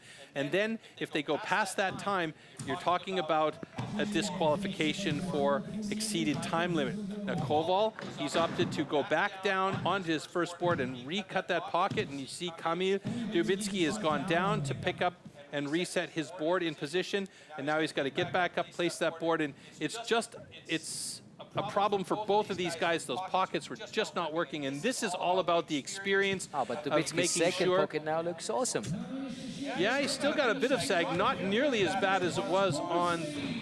Excuse me, Kowal's still got sag on his board, but Dubicki's he's got a really, actually a very good board there. So now he's got the advantage, but at this point, you're looking at 2:15, and the time is going to run out on them at 2:30. So they've got to really get through there in an amazingly quick time, and it doesn't look like it's going to happen here for either of these guys. And you can see Dubicki's already exhausted, tired, as they come to the time limit. And that is it. Disqualification for Tomasz Kowal and Kamil Dubicki, and that's an unfortunate situation, but this is the experience in the springboard, and we've talked about so often is making sure you get those pockets set quickly and those boards in so that you've got a good stable position and can make your cuts up top as quickly and as efficiently as possible. This is such a brutal discipline. It is a brutal discipline. And it seems like once you get off to a bad start, it just kills you. Yeah, it's so true, and you can see the discussions that are happening there with Bart Janssen, with Tomasz Kowal. And it's an unfortunate circumstance that these guys get disqualified, but we're going to take a look back at the slow-mo at what happened here. And you need to have a good solid board to cut at the top block. if you don't have those good solid boards up top, then you're going to really be in trouble because you have to step forward on the board, your stability's gone, and you're using the entire upper body to make the cuts, and there's just no power there. And also, a very interesting, look at the hand position of Koval. For me, that's completely backwards. I would want to have my left hand, in this case, on the bottom of the axe, but maybe he feels more comfortable with the hand placement in order to make those pocket cuts. But both of these guys, you could see, it was the pockets was the problem. And right there, you could see Michał Dubicki, he hit his board with the axe, and it could be that he hit the top of the board where the tooth is, which could chip that blade on the axe and also takes away some of the cutting power. And here, gingerly testing that board for Tomasz Koval, went back, tried to reset the pocket, didn't really have a very clean second pocket, and at this point, it's a moot point for both of these guys as they get towards that 2-minute 30-second mark, and there's just no power left at all for either of them as they quickly look at the clock, and then the siren goes to let them know that it is DQ for exceeded the time limit. So I'm unfortunate getting for both these exhausted guys. just watching these guys, you know. It's such a big fight, you know, it's a fight against the log, it's a fight against your springboard, it's a fight against the pocket, and you forget to take out some of the excess stuff, and you start sagging, you drop your second springboard, you have to jump down again, and everything is just working on you, killing you, making it so much harder. It's true. I mean, we say that the hot saw is the maker or the breaker, but to be really honest with you, this is the discipline that you have to be good at in order to make it into the hot saw. And for me, this is almost more the maker or breaker than the hot saw is, because it's a do or die, such a do or die, and you can't be halfway with this discipline. You have to be proficient, accurate, you have to have the stamina, and then once you're up on that 2-meter high board, you've got to have the headspace to be able to cut through there in a time that keeps you under the 2-minute 30 and hopefully gets you a fast enough time to get you the points. It's really, really, really one of the most difficult disciplines as far as all of the disciplines, because you've got so many things going on here. Absolutely. It's crazy. And if you want to feel the championship atmosphere, you have to be good at the springboard, because that's the only way for you to be able to get that feeling, to feel this atmosphere and what it could be like for you watching it on TV. Well, we'll show you right now. It comes down to Mitch Argent and Shane Jordan battling hard on the standing block. Who is it going to be? Is it going to be Australia or New Zealand? Oh my God, how close is this?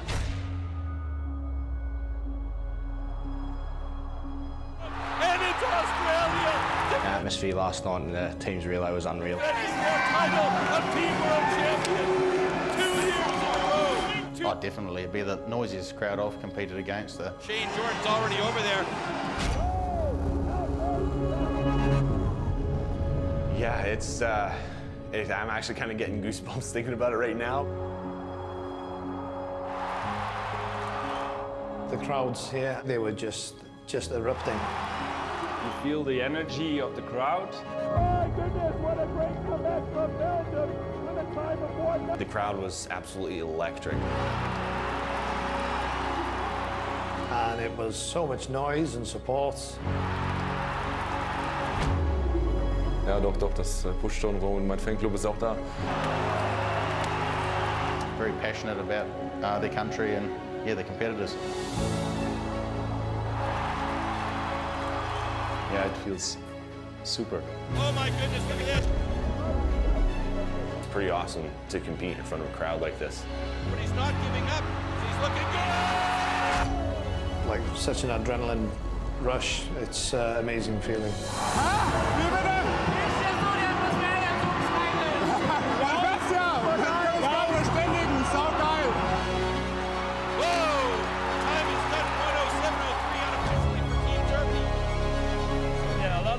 They make a lot of noise, and that's good for our spirit. Is it going to be the Czech Republic? And the crowd goes bananas. It's absolutely extreme here. Man hört's.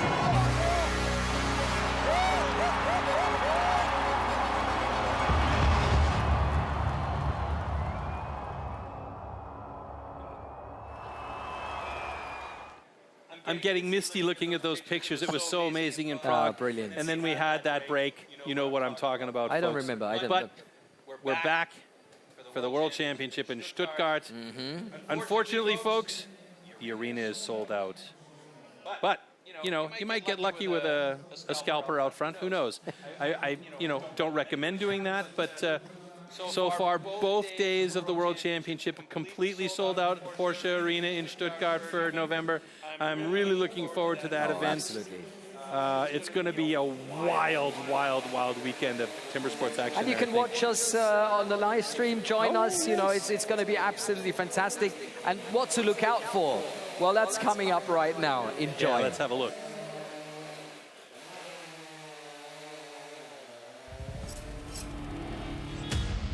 Herzlich willkommen, Stuttgart!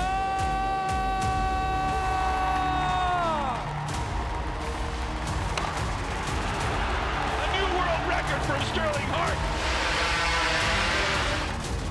To celebrate the 90th anniversary, STIHL has brought the STIHL Timbersports World Championship back to Stuttgart.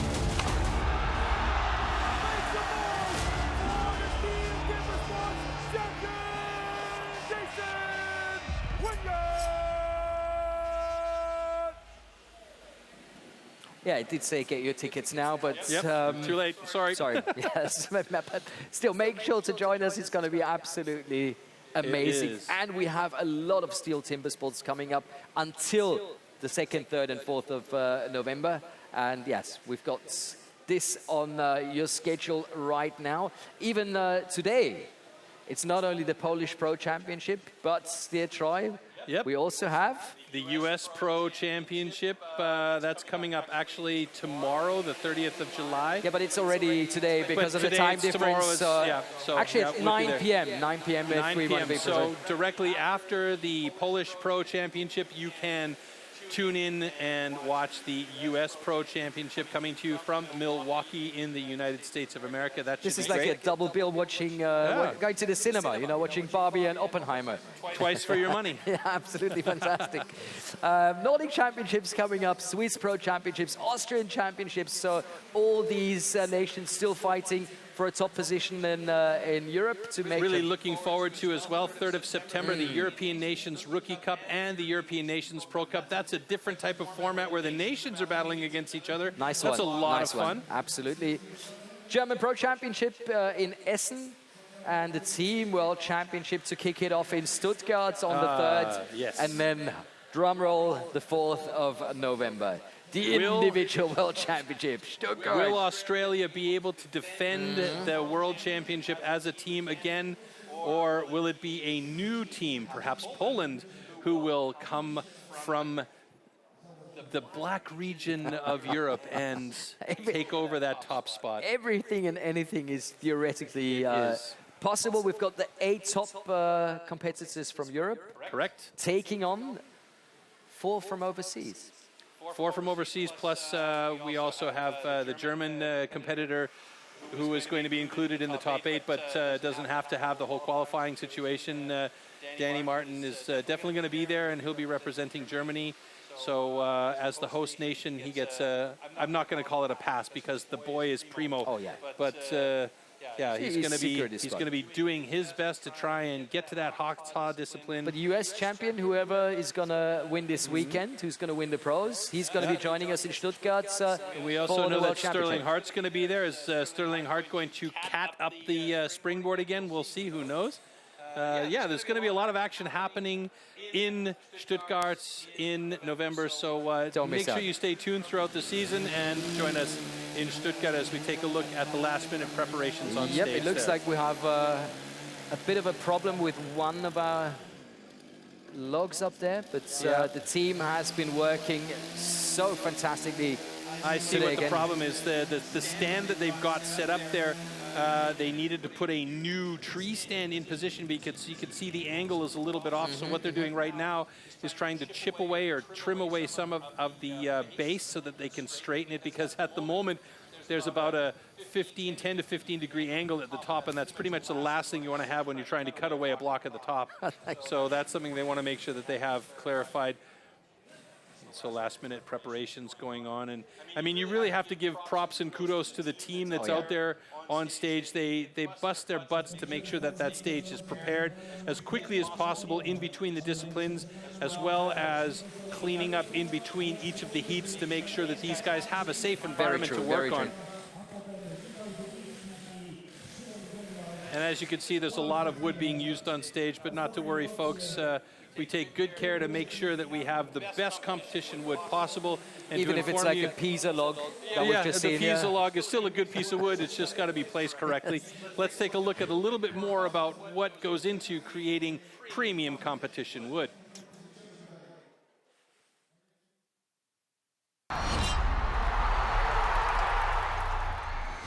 STIHL TIMBERSPORTS is an international extreme sports competition series featuring 6 disciplines: 3 chopping and 3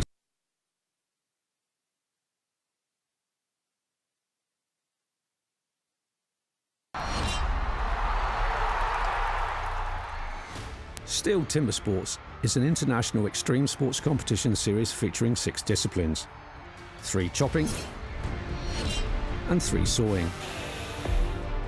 We have a premier competition, we need premier wood.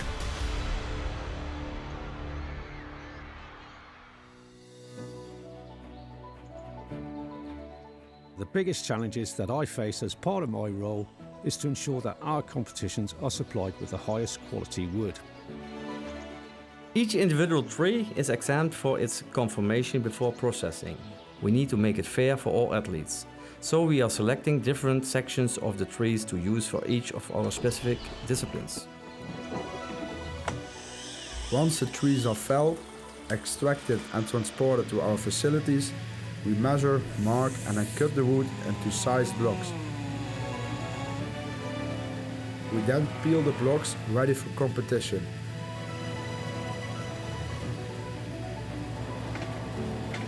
After careful selection, the blocks then leave our yard and are distributed internationally to our STIHL TIMBERSPORTS competitions.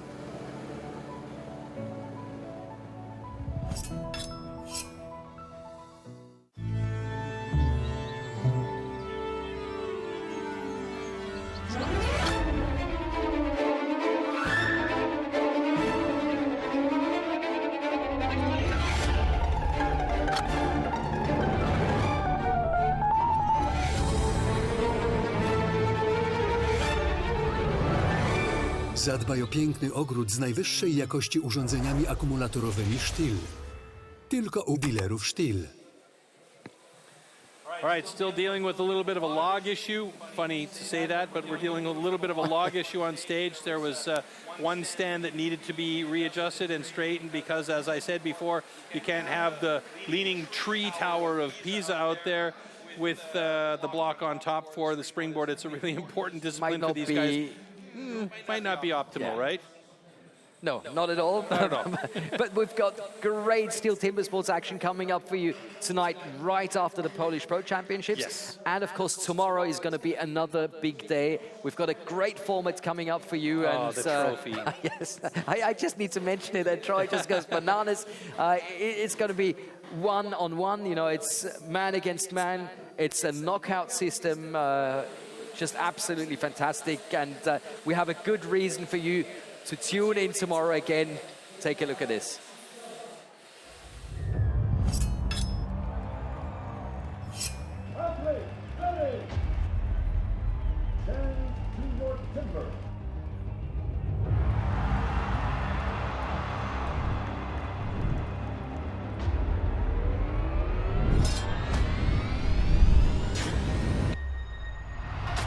Folks, here we go. It's the final for the European trophy. Let's get it on.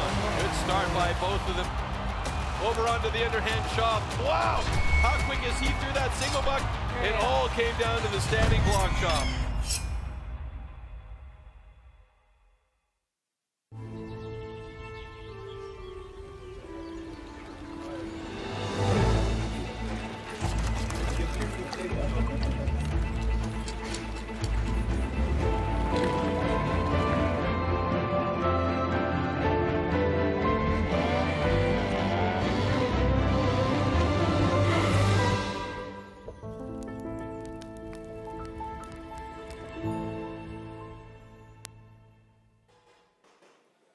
So the weather's changed again. It's not raining anymore, which is really, really nice. But I think there are still some preparations going on stage, which means we're not quite ready yet for the heat. So you could see there on the very right-hand side of the stage, I mean, you see the 4 tree stands there. On the very right-hand side of the stage is the stand that they're working on at the moment. It looks like they've got everything solidified. It's more or less straight. So at the moment, they're working on clearing off some of the bark just to make sure that our athletes have a place to set their pocket lines. And I should mention that we have 2 more heats to go, heats 3 and 4 in the springboard. This is one of the most difficult disciplines to really be proficient at, not only from an athlete standpoint, but also from a stage setup standpoint. And these guys, they really do an excellent job to make sure that stage is ready as quickly as possible. But there was so much going on stage there. They wanted to make sure that that was absolutely set up perfectly. They see the Grunwald boys doing last-minute checks to make sure that they've got everything in place. They do need to place their top block on the stand.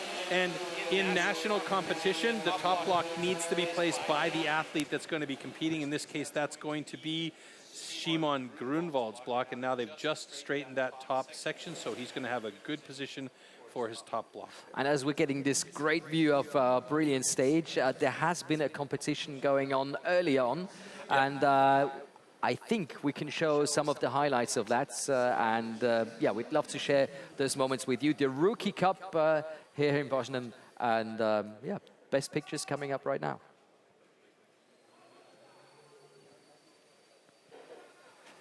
So now these are the guys that you're going to see down the road in the future taking on the position of pro athletes. Now it's a mix of Polish and other European nations competing here in the Rookie Cup. 4 disciplines: the underhand chop, the single buck, which you're seeing right there, stock saw, and springboard with 1 single board for the rookies. And you're seeing this as a little bit of a mix from time to time. You don't very often see the springboard in these competitions, and it's something that's relatively new for the rookies, that they've wanted to have them doing springboard with 1 single board. But at least for these rookies, it was good weather. And there you can see Mikolaj Grunwald just absolutely ready to go. Josef Keszeg. There you have the French athlete Loïc Voinson. So all of these guys he ended up hard. in 3rd, by the way. Loïc Voinson, 3rd place, yeah. Nikolaj Grunwald, so the brother of the man we're watching all day long here, the brother of Shimon. He made silver, and Ivan Babuška from the Czech Republic was the man who took home gold today earlier. So yeah, Ivan Babuška is an absolutely fantastic athlete. You are going to see good things from him down the road, but let's not forget, we do have a Grunwald brother that's competing there in the rookie still, so the Grunwald legacy is getting better and better and better. So world records holder in stock saw, that's one of Ivan's merits, and like earlier on, it was mentioned by Spike Milton, those rookies, they are coming on fast. They are developing. The rookie academy is helping them to get the transition into the pros competition very much. And I mean, taking a look at them, how they spray the champagne and how they know how to celebrate, they're going to be up on the big stage very, very soon. Very soon. I love the fact that they have the rookie academy as well. It's an opportunity for rookies to develop, and as we heard from Spike Milton earlier on in the show, it gives them an opportunity to hear from the pros and the experienced athletes of what kinds of things they can do better. And I remember we visited a rookie academy a few years ago, and we were talking about how in the stock saw, the positioning of the stock saw and not stepping forward into it. You see some of the pros, they still do that. They make these small mistakes, but you know, the efficiency of the cuts and listening to the machine and knowing the way that the single buck moves through the wood, and the underhand chop is one of the first things you learn as a rookie, is the chopping disciplines before you can go and start doing the standing block chop, which is very important because you have to have those angles exactly right. Makes sense, yeah. It's great to have that academy there for these athletes. And we see the progress. We see all those personal bests. We had Olli Reinhardt here as well, telling us that he was training with Michał Dubicki, you know, in this week. So this is like one big family and pushing each other. And he also came through that rookie academy too. So we saw him progress. Absolutely right. Yeah. And he's gone from strength to strength, and now he's one of the guys that Switzerland is looking at to take over that top position as the athlete's going to be competing in the pro level for all of the future disciplines. And these guys are fit. It's he's a big boy. He's strong, yeah. And but still, he was like, oh my word, you know, Dubicki. He was lifting those kettlebells, 32 kilograms with one hand, and it's like great to see this family grow together and then do things together. And they're pushing each other to the limits. Personal best there, national record there. It just keeps on developing and absolutely going into the right direction. And it really is a family situation here too, because these guys all understand that not pushing each other and not supporting the other nations and the other athletes within the nation and outside the nation as well isn't going to help the situation if you're if you're keeping everybody off to the side and not helping progress the sport, then the sport doesn't grow. And as we've seen in the last 5 to 7 years, the sport has just exploded with the number of athletes participating for the women, with the number of athletes that are participating at the rookie ranks. They've had to include now an intermediate group where they're too old to be rookies, but they're not qualified enough to be pros. So we have now intermediate competitions. I mean, just grows it's growing and growing and growing. So this is and Europe is getting stronger and stronger. You know, like if we take a look at the World Trophy 2023 with Dubicki, you know, ending up second, that's partly because these guys all work together. And I've just been told that the stage is ready. Yes. We are going to be rocking and rolling. The next heat of the springboard is about to start, and that is going to be Marcin Dubicki against Marcin Darga, if I am not mistaken. Well, they have their marching orders to get on stage. Oh, bad joke right there. I love it. Oh, terrible. That's my kind of humor. Dubicki and Darga going against each other, and I smell French fries. All right, so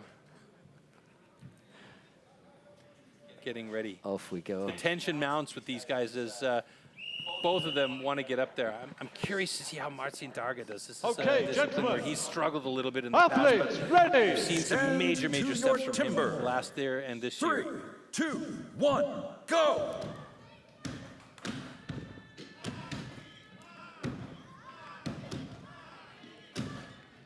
So we're 6 hits in for both of these guys so far. Dubicki placing his board, whereas Darga, want to see the picture from his side as Dubicki starts to get his pocket in the second one set. Darga is on his board, a little bit behind Dubicki as far as time is concerned. But that's a great angle. Yeah, he does have a good angle, but again, this bottom board is not super important. A quick look by Darga to make sure that that pocket is the way he wants to see it as he pulls up that board, and you can see that tooth as he sets it in place. Now, you don't want to have any junk in there. I'm surprised that he didn't give it a quick sweep with his fingers, but he gets the tooth in. Seems like it's biting well. The question is, when he gets his weight up there, how is it going to hold? Dubicki, meanwhile, is already working on that top block, and we may see a good time here. The time to beat at the moment is 1:26.98, and Dubicki is well deep in his first block with some really accurate cuts.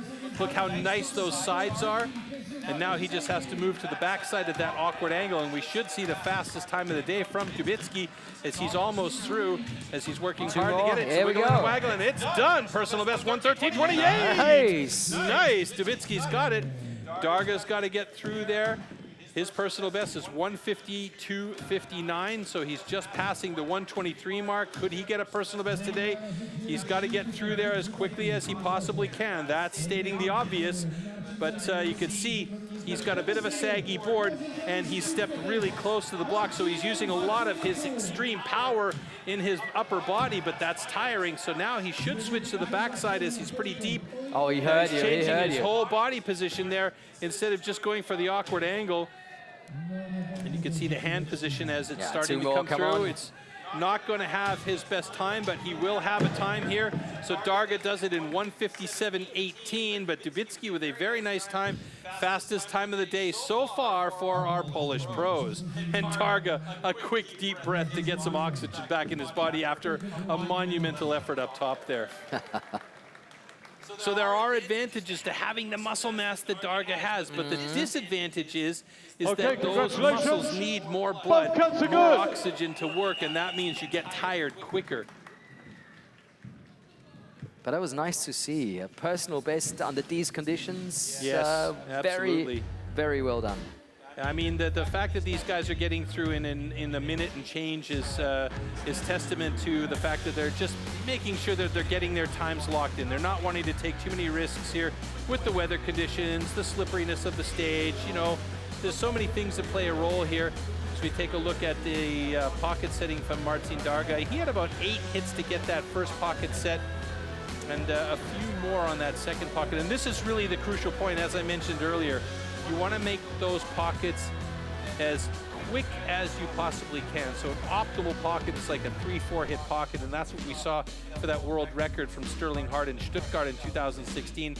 I mean, he set those pockets and he was up so quick, it was amazing. And then once he was on top, he just had the perfect block up there for that world record. And we're not anywhere near breaking that here today, but again, the weather conditions and the conditions in general, just making it to the point where these guys want to have a time in the books and get the points. Absolutely, and it's keeping your focus. And Yes. talking about keeping the focus, these two are the men up on top of the board. So it's Michał Dubicki against Szymon Grönwald. That's our final heat in the springboard. This is our final heat, and this will also be the first time that Szymon Grönwald will be doing springboard with 2 boards in competition. So there's going to be a lot of pressure on the young man. Now, we saw him struggle a little bit. I wouldn't call it struggling, but he made a rookie mistake on that single buck by giving it a little bit too much elbow, let's put it that way. He bent that saw, completely locking it up and broke it off. So his time could have been a lot faster in the single buck than it had been, but you know, it's one of those situations where it's experience, and this is where you really need to have experience on the springboard. So it's going to be interesting to see how Szymon Grönwald does here against an athlete like Michał Dubicki. Quick dry of the area there at Szymon's feet. Szymon also had a bit of sand with him. He gave some to his opponent, to Michał Dubicki. So very nice to see how these athletes are fierce in competing, but very heartful in being sportsmen. So that's awesome. Yeah, like I said, this is a family affair, literally in the case of Grönwald and Dubicki, but even in between the non-related individuals out there, they all help each other. It's about progressing the sport and making sure the next generation of athletes is ready to take over, even though they're scared of what's coming. Okay, gentlemen. So we have no idea how Szymon Grönwald is going to be competing in this discipline, because we have not seen him do it. We've seen him do well with one board, but 2 boards is a but different animal altogether. So he knows the game, but now he's playing with the big boys, and maybe the biggest, Michał Dubicki. Oh, wow, look at that. Szymon was up before Dubicki. Dubicki used 8 hits to set his pocket. Szymon Grönwald probably had 6 hits. Oh. I don't know how many he had on this one, but he's got himself a good second board. Brilliant Szymon angle. Grönwald is he is just absolutely impressive today. He's already on that top block and could well have the fastest time of the day, which would mean good things for Szymon. Look at him go. Look at that board. It's beautiful. It's got angle. He could take a step at the back and really He's use his doing back leg so and the power. unbelievably well. Incredible kid. This guy is absolutely fantastic. He'll switch to the backside of that block shortly, as he's pretty deep on the first side, but here comes Michał Dubicki. He's pushing. Oh! He's got a bit of a problem, though. The big block has gone off. He needs to cut from the backside, and we have a time under a minute with 53:44 for Szymon Grönwald. The question is, will it count? He went so deep on the first side. There's no flag on the play so far, so it looks like he might be okay, because he did cut off the last tooth of wood from the backside, and that's so critically important.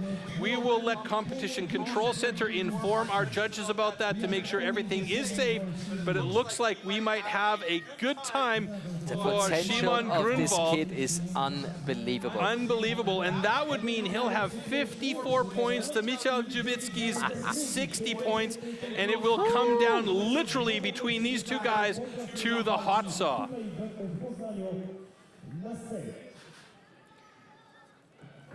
What an effort by Szymon Grönwald, though. That was fantastic. And I think Dubicki was maybe a little bit surprised by what he was seeing on the other side of that stage. Okay, congratulations. Both cuts are good. Wow. That is personal best there, and a fantastic personal best, by the way, of 57.70. The only athlete today to make it in under 1 minute. Let's take a look back at the slow-mo. Hopefully we get to see how many hits it took Szymon to get that pocket set. That's 2, That's 3. Come on. I'm going to guess it was a 6-hit pocket, which is absolutely acceptable under these circumstances for his first ever 2-board springboard competition. And against a guy like Michał Dubicki, that is a monumental effort. But look at that top board. Look at his back foot. It's right at the end of the board. He can use the power of his back leg to push through, rotate the hips through, get lots of power into that driver. Now, here's where the problem became a little bit for him. He chipped off a huge chunk, and that could be worrying. So he knew that he had to go back to the backside and cut off that second piece.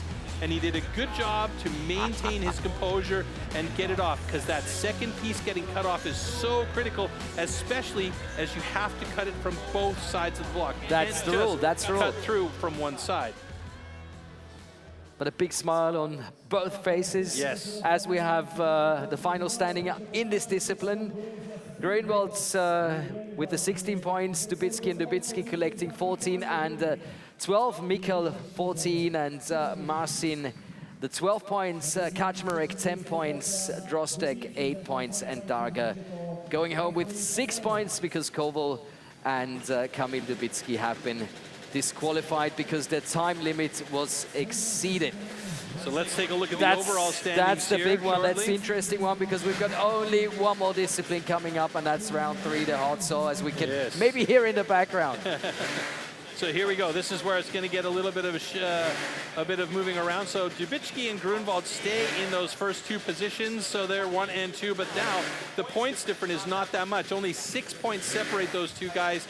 So it really comes down to whether or not these 2 guys can go for the battle in the hot saw. As we hear them warming them up in the background, the stage will get shifted.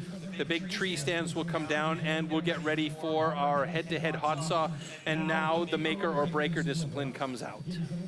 Yes, and of course, I mean, the fastest in the hot saw will receive 18 points. Yes. Second fastest 15, third fastest 12. 6 athletes competing, so almost everything is still possible on top of the board at the moment. Among the top 3, I think there could be some good shifting going on, but to be honest with you, it really only comes down to the top 2 guys.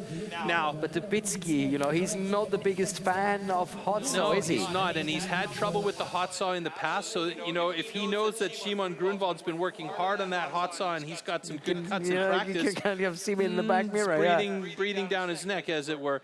But then again, Szymon is an unproven athlete when it comes to the hot saw in competition. So this is going to be the big factor.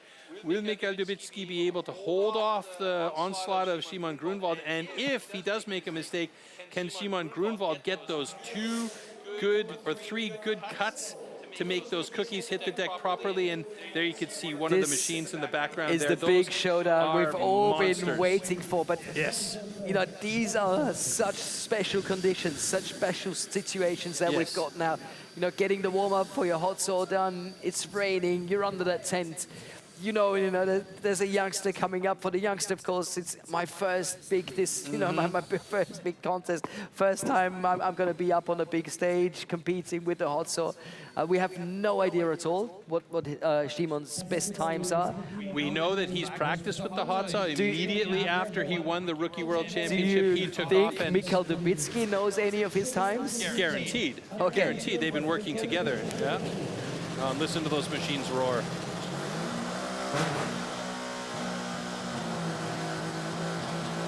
Love that throaty sound. And it's so funny. It's always the same. You can see some of the guys moving up closer towards those hot saws because they're so interested, because it's so loud. And you can see other people in disbelief. Stepping back, because of the noise. And putting stuff into their ears, trying to cover their ears because it is so loud. I mean, if you've been to Formula One, you know. It's nice, but you know, this is even topping it. It's great.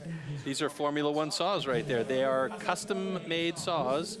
Most of them have like a motorcycle engine or some sort of 2-stroke engine with a ton of power.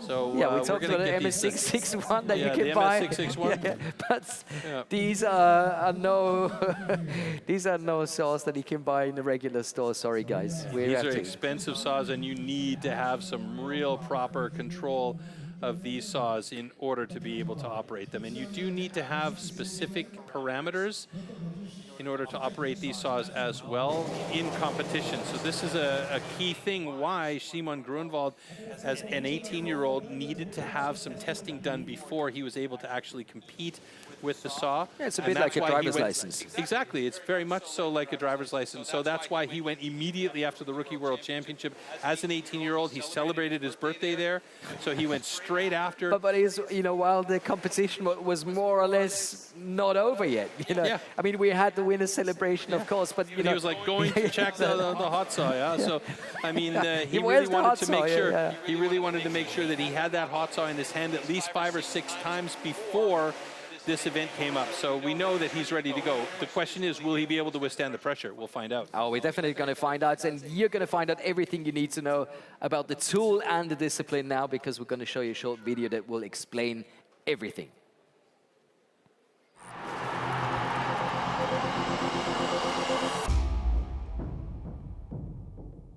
These custom, handmade race-tuned machines are built for maximum power and precision and to cut the wood as fast as possible in a competition.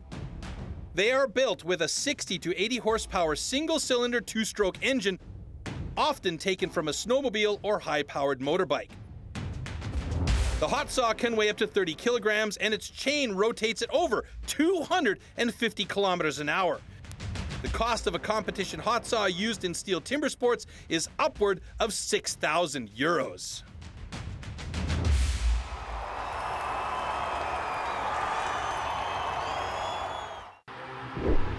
Hot saw. For the hot saw, power saws are called into action and the athletes have a space of 15 centimeters to cut 3 complete discs off a 46 centimeter thick wooden block. Jumping the start or cutting over the line will result in a disqualification.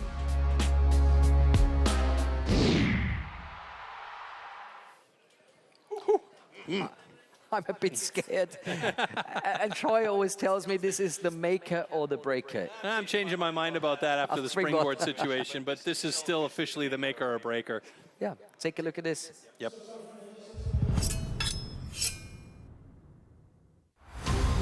This is the one and only discipline where the athletes are alone on stage.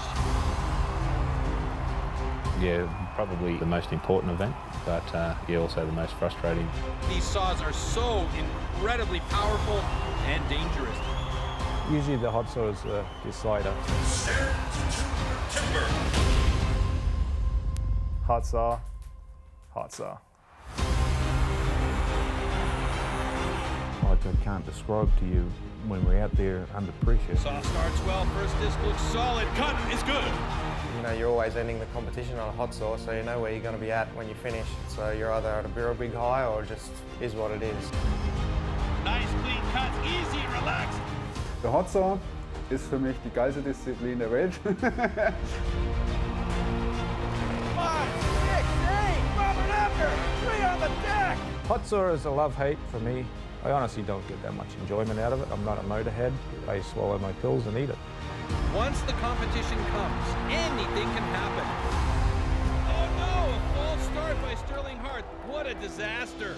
Yeah, it was a disappointment for me. Happens though, it's part of competing. I saw there's 3 good discs there, but then let that nose come right up underneath the crossover line. Fortunately, a disqualification. It all relies on the hot saw. Oh no. Irgendwie soll es einfach nicht sein. Und dann springt die Hot Saw nicht an, wieder mal. Oh man, that is a bummer for Robert Ebner. What are you taking away from this event? Oh, probably last place. I don't know, headache. Yeah, shit hot saw. What else do you want? If you have bad luck or if you did wrong, it's part, just your experience. Oh my goodness, what an absolute disaster. The chain came off.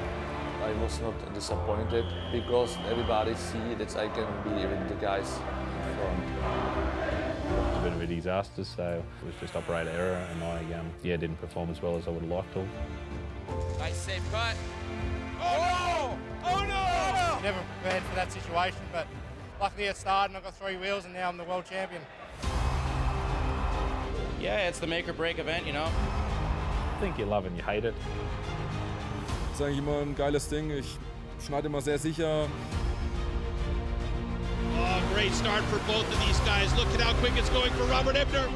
Oh my God, Robert Ebner, he's got a world record. Holy smokes, folks. Ich wollte das Ding heimbringen, ich wollte Weltrekord schneiden und ich danke meiner Familie zu Hause und alle, die mich unterstützt haben. Just try to make 3 good cuts and no disqualification. The hot saw is where it's all won, so that's the best event.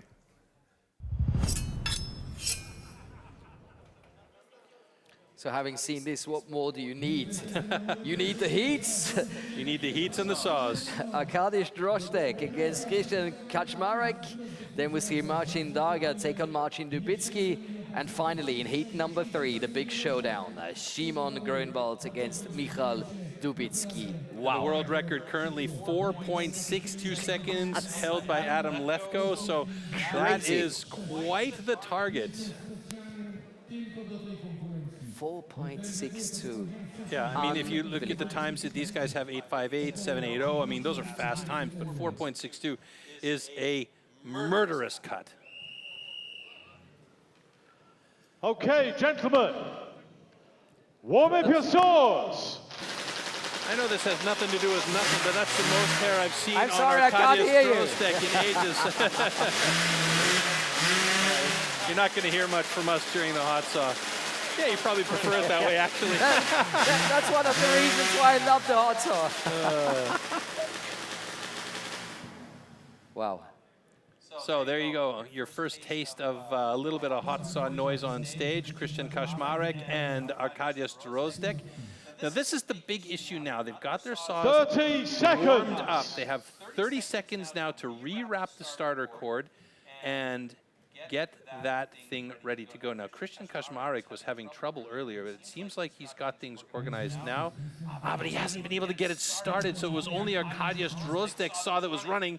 That's a big problem for Kaczmarek. He needs to get that thing heated up a little bit so that when he does pull that cord, and hopefully it's not a minor mistake like the starter or the kill switch is in. Athletes, ready! Stand to your This could be a timber. problem for Kaczmarek. 3, Here we go. 2, It's race 1, time. go! He's done, he's done.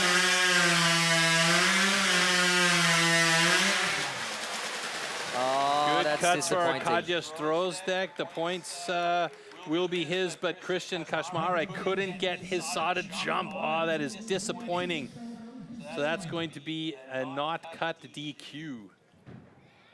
I mean, he would still have a bit of time, but he's given up. I mean, not being able to start the machine is, of course, very, very disappointing. Yeah, and our time is still running on our timer system here, so I didn't see, but I think it was around 8 seconds, 8 and change for Arkadiusz Drozdek. 8:03, I think, is the official time that we just there received. we go. Now it's just come up. So that was, good. Good Okay, counting, we have a good guessing. disqualification on stand 2. Did not finish. However, this cut is good. So Arkadiusz Drozdek has a point, or some points in the book right now, sitting in 3rd place overall. I don't think we have a hot seat. We only have the hot seat at the World Championships, I think. And there you can see the disappointment right away by Christian Kaczmarek, as just couldn't get the saw running. I don't know what the problem was. He had the lift, he had everything he needed, he just didn't have the saw, and he knew right away he wasn't going to get it started, wasn't going to bother. So that's at That was least a pretty 6 points for Drozdek. Why not? You know? Yep, pretty thick first or second cookie for Drozdek. He came close to cutting the line, but he's so practiced with that saw. He had a good 3rd cookie on the deck, no cut line, so he had a safe cut, and he's got himself some points. So at the moment, he's sitting in 3rd place, but there are still 2 more heats to go here. And honestly, I'm starting to feel the tension. Like, it's getting to me at the moment. Things are drying up outside, by the way, if we want to talk about the weather for a moment. Well, my mom and I call it haze moments, because my grandparents used to call us, and the first thing out of their mouths would be, it's about the weather. So for us, we've had haze moments all day long today. Absolutely. Yeah, that's how you get some staying power in life. Have moments that everybody talks about and continues to talk about. So heat number 2, Marcin Darga, Marcin Dubicki on the way. Oh, look at the faces. You have to be so concentrated, so focused. Interestingly enough, though, Marcin Darga looks fairly relaxed coming out onto the stage. So I was just about to say the same thing. That could bode well for him. He's got a personal best of 9.37 seconds. See him there. And he's still in a very good position to be up on the podium. So that's great to see.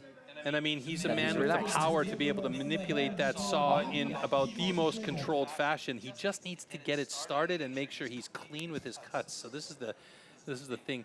And you can see those shields they put up. Those are actually Lexan shields. They're basically bulletproof glass, and they're there for the safety of not only the athletes, but also everyone else that's anywhere within chain shot, because we did have Red McNoll actually had the chain come off of his saw and cut the inside of his leg at the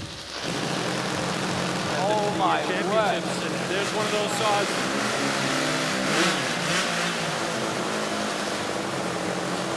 I've heard some loud hot saws, but that is definitely one of the loudest I've heard so far. Well, I think that that deep growly one is the Wankel motor, and then you've got the what's the other one they have, the Rotax. So yeah. I mean, I don't know if our viewers at home get to feel the sound as much as we are, but well, this is not just the noise, it's also the vibration. Yeah, I was just going to say, you can feel the sound. Feel the noise, yeah. Come on, feel the noise. Yeah, so you could feel the vibrations from these saws coming into our studio here. So, because we're more or less right next to the stage, so these things are incredibly loud and incredibly powerful and incredibly dangerous. So that's one of the reasons why they have to be really well versed Athletes, in ready. machines and knowing how to use them. Here we go. Timber. 3, 2, 1, go! Oh, good start.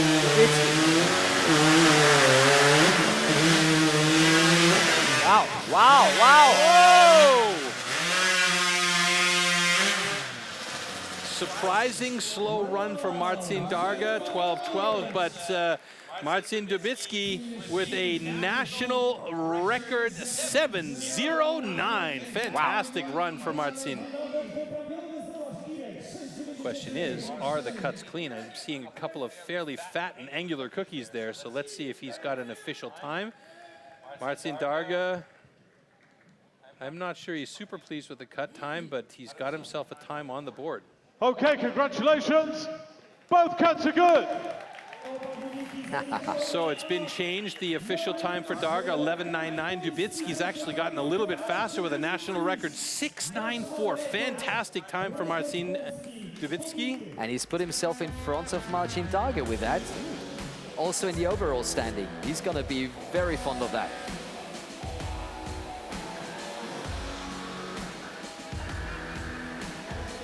You could see the time that he took to get those first cuts set.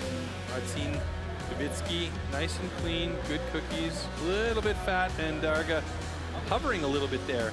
So the control aspect for Darga was a little bit off point. You could see that first cookie angle. The next two cookies were kind of fat. Risky. Thin to win is the way to go, but there's a risk on both sides of the coin here. Looks like we're going to have a beautiful sunset here this evening as we get ready for our final heat. And I said it right off the hop today. It's going to be a showdown between Simon Grunwald and Michał Dubicki. That's what we were hoping for, and that's what we and everybody at home is getting. Yes, that's what you're getting. So right now, Marcin Dubicki with the full 18 points. He is atop the leaderboard with 65 points. And now, all Michał Dubicki has to do is get a better time than Simon Grunwald, just to make sure. No, he just, I mean, he doesn't have to have a better time than Simon Grunwald. It's like, you know, running away from the bear. As long as I'm faster than you, I don't have to be faster than the bear, right? That's very true. But Simon Grunwald, I mean, an unproven factor here. Could he be the surprise of the day? And as we've seen in past, there's been a few moments of uncertainty from Michał Dubicki with this discipline. That's not to say that he can't do it, and that saw is already warm because Marcin Dubicki used that very same saw, so it didn't even leave position. So 6 points Okay, behind the two gentlemen. athletes. Warm up your Means swords. 2 positions between the athletes here.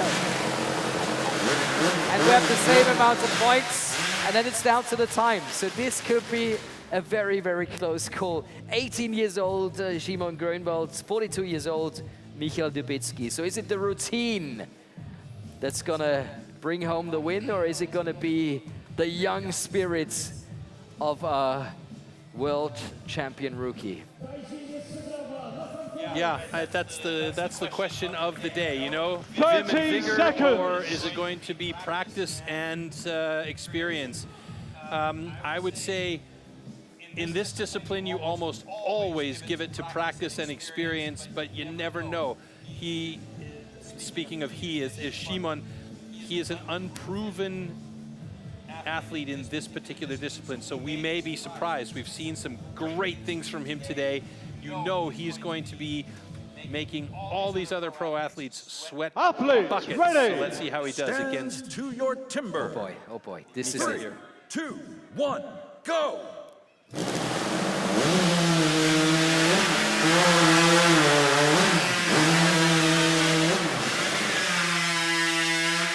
No mistakes from Dubicki here. Dubicki clean. Szymon Grönwald 10 even, a personal best that puts him in well, Dubicki 4th place in the hot saw results, so that's going to change things quite significantly in the overall standings. It'll be interesting here. We'll take a look at that and update you shortly.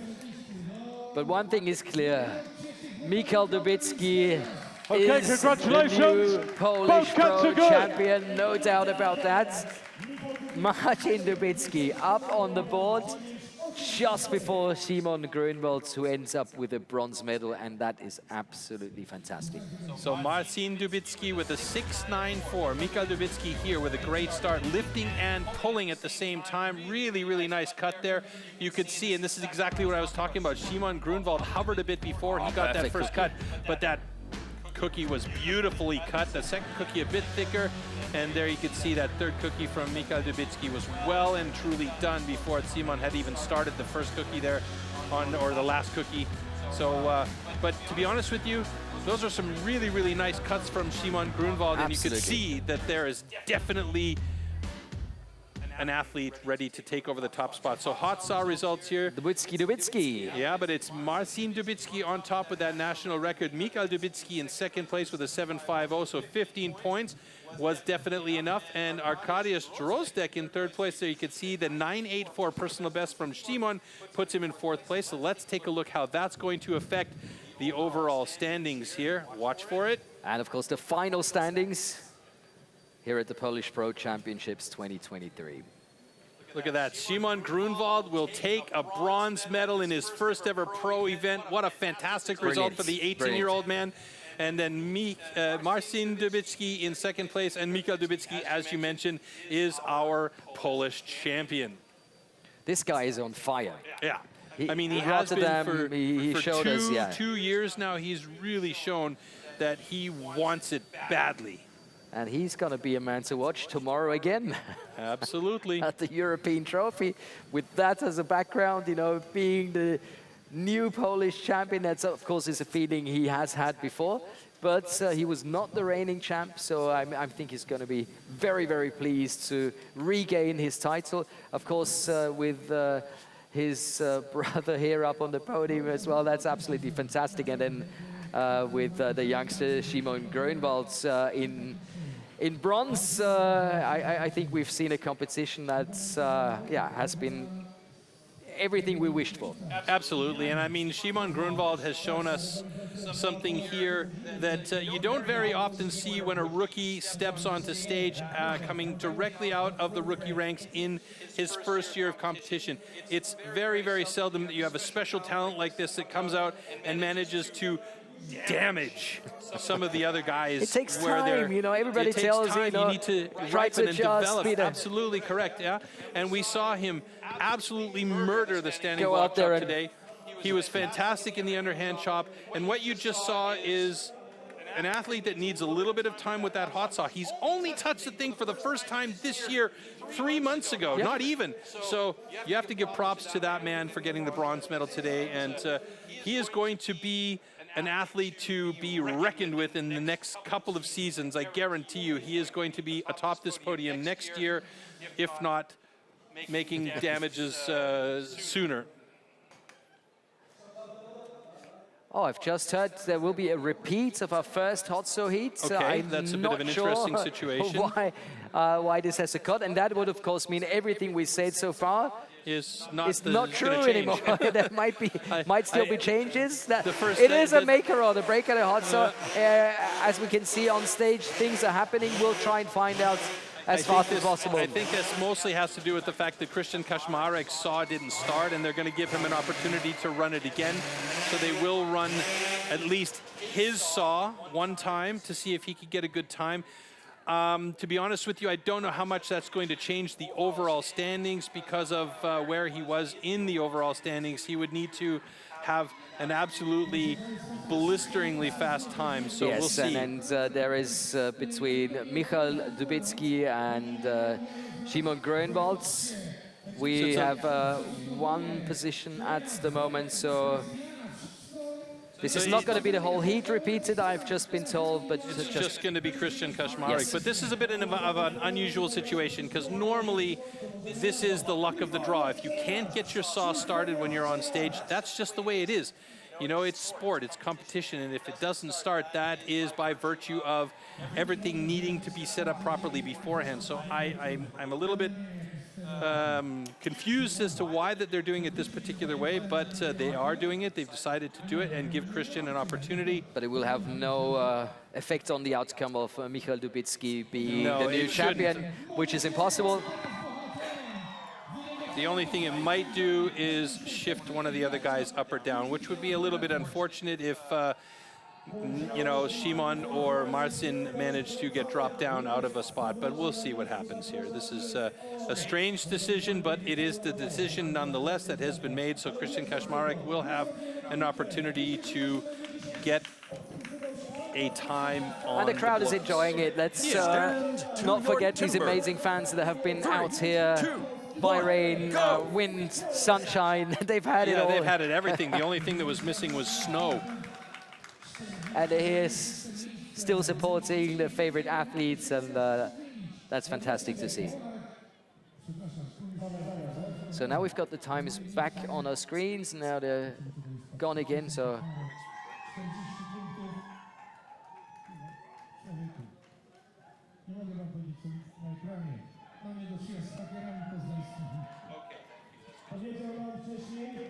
All right, so I've just been given a quick update as to what's happening here in this, and now we have the actual reason why Christian is able to do his cut again. Christian doesn't have his own saw, so he used a steel hot saw provided from steel. Now, it turns out that the saw that they gave him, there was something wrong with the motor, and that's the reason why it didn't start. So by no fault of Christian's own, is the saw didn't start, so now he's going to have a saw that has been checked by the technicians here, and you see it does start, so this will be the official cut for Christian Kaczmarek. So let's see what this does for the standings here in the top three guys, if it changes anything at all.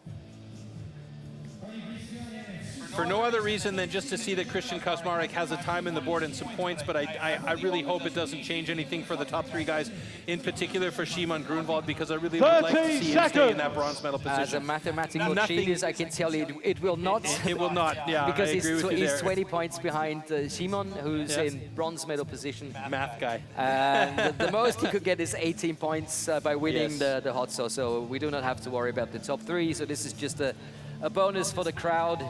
And of course, also for Christian to get the time, because it's important for the European ranking and the overall ranking in Poland. Athlete, ready! Stand to your timber. 3, 2, 1, go!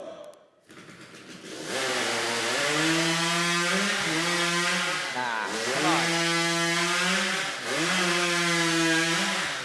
All right, had to readjust, but he's got three cookies on the deck by the looks of it, and Christian Kaczmarek with a 9.46, so that's 4th place in the hot saw results. That would give him 9 points, so you're absolutely correct. That only does one thing, and that shifts him up to 4th place in the overall standings. Bad at all. Not bad at all, and that definitely helps for his Polish standing as well as the European standings. And that pushes Marcin Darga down to 5th place, as well as Arkadiusz Drozdek down to 6th place there. So he's happy to get the time in the books and be done with it. Oh, look at the smile. It was worth it. Congratulations. The cut is good. Yes. Yes, well done, guys. Yep.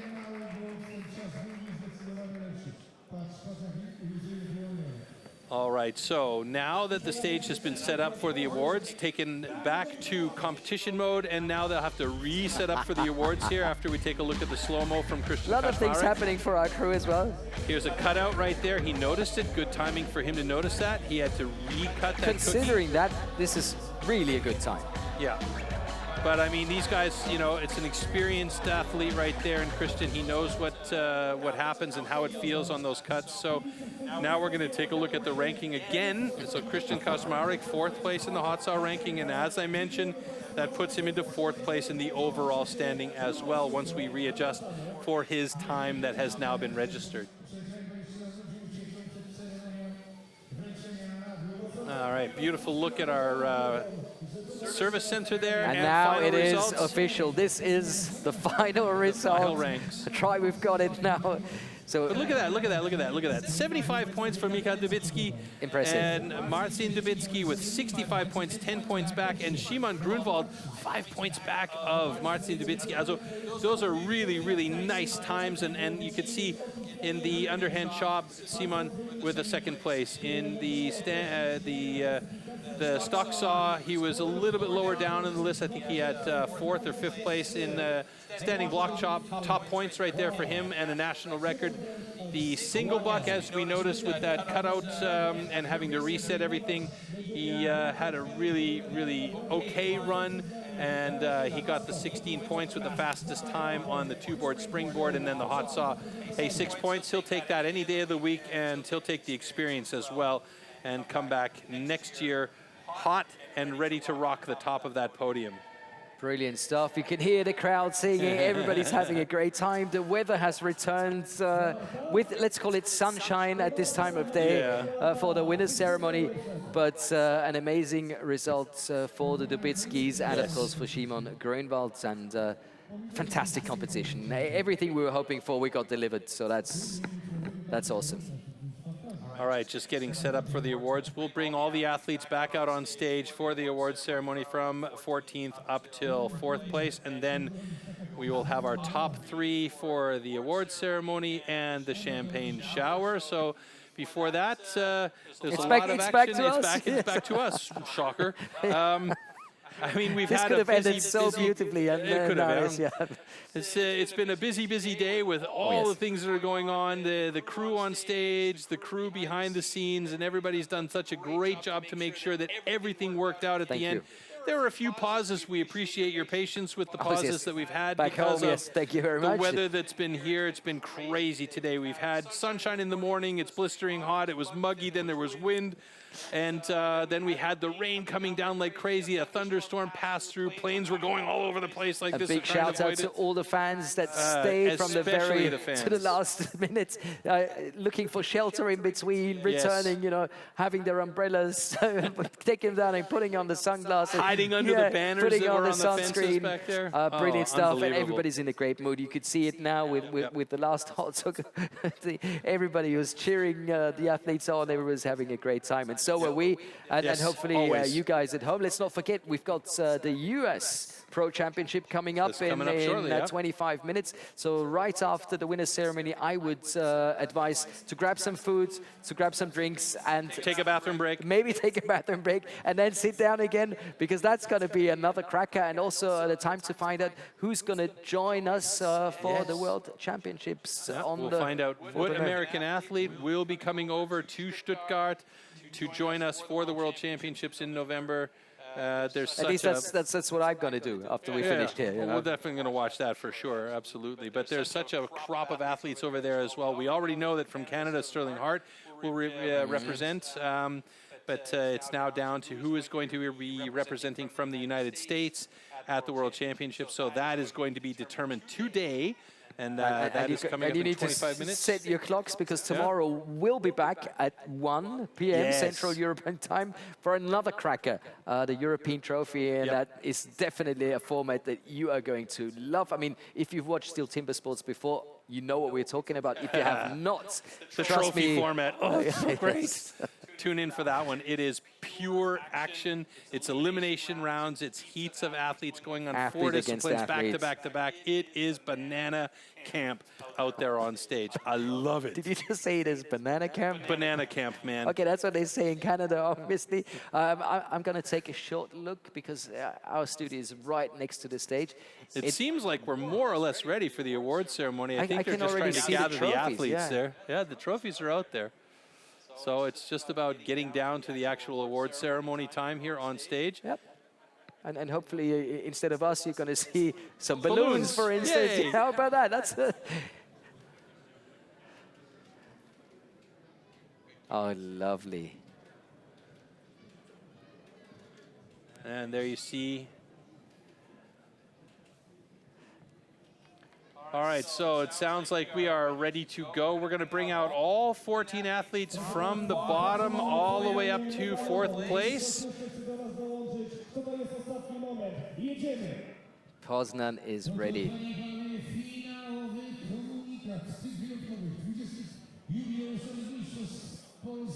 So here he comes, Karol Górski. I've seen him more happy before. Yeah. And we have Krzysztof Majewski. Yeah, he's loving it. He's loving it. Next athlete to come out will be Robert Adamovich.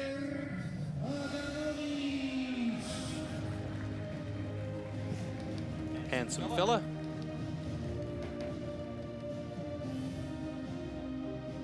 Next up will be Artur Krupinski. And that brings us to the top 10 already. Next up, Marcin Juskowski. Oh, fan club getting really loud. Yeah, he seems to have a big family. Jacek Grunwald up next. A legend, absolute legend. Yeah, if for no other reason than producing Szymon, yeah? But he is an absolute fantastic athlete. Next up, Tomasz Kowal. And I have to say, Troy, after these few hours, your Polish has become so much better, it's amazing. And I'll figure out how to order a beer later in Polish. Yes, please. Make sure to order 2. Then we have another Dubicki, Kamil Dubicki.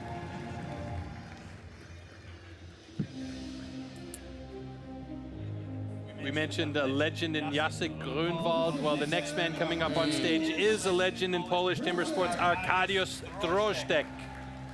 And he still looks so young, and he's unbelievably fit as we proceed to the top 5 of the competition. Now, by virtue of a bit of a rough hot saw, Marcin Targa ends up in 5th place, and he will definitely be moving to improve that hot saw, because the rest of his game is pretty solid.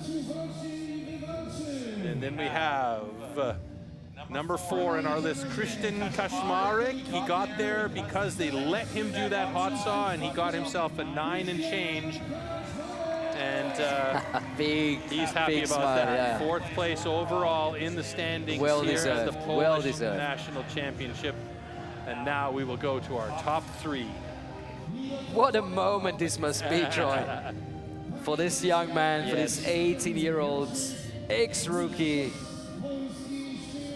Unbelievable.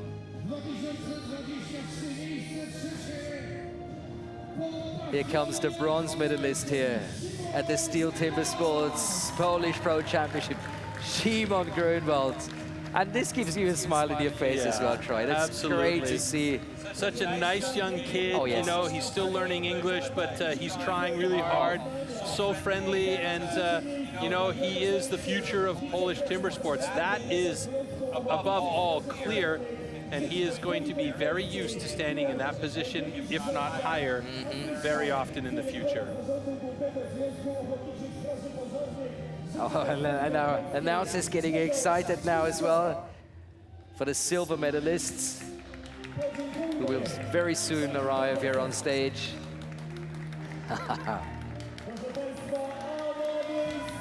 That's the man you want to have a picture with.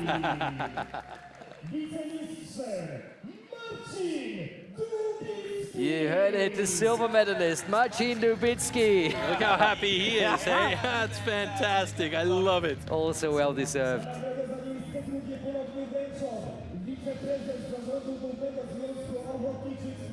Shut up and chop, you know, on his cap, I like that. Yep. Kiss my axe, let's go.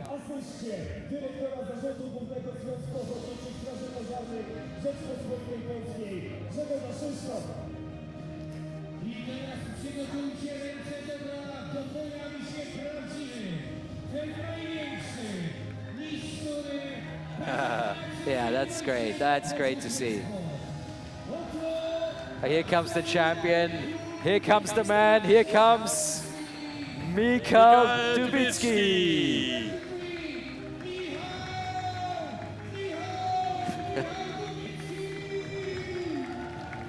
And I'll tell you what, he wasn't sure he's going to take home the title. Not until the very last second. Yeah. I mean, the confidence is there, but it starts to wane a little bit when you see a young man like Szymon Grunwald making inroads like he did in today's competition. So you know he was thinking about it a lot today, especially during that springboard. That was stress pure for Michał Dubicki. Also such a nice personality. Yes. So time for the national anthem.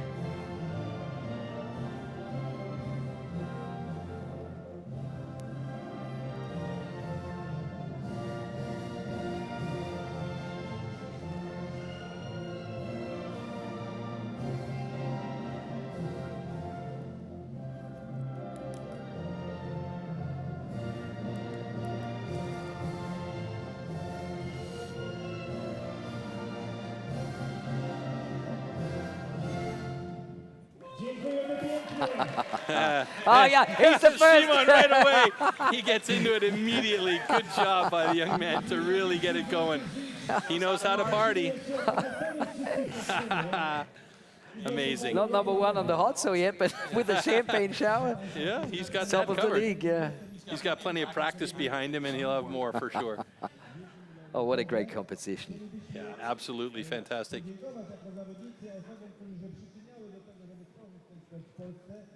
Beautiful seeds. Poznan has treated as well. Yes, they Here have. at the Steel Except for the weather. Yeah, okay, yes. But the competition itself, absolutely fantastic. Yep. Polish Pro Championship has been a delight.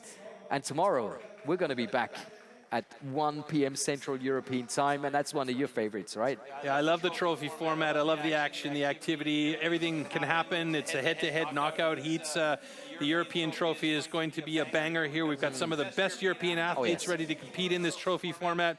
And if you want to see some exciting timber sports action, that's definitely where you want to be tomorrow. Tune in at 1 o'clock Central European time.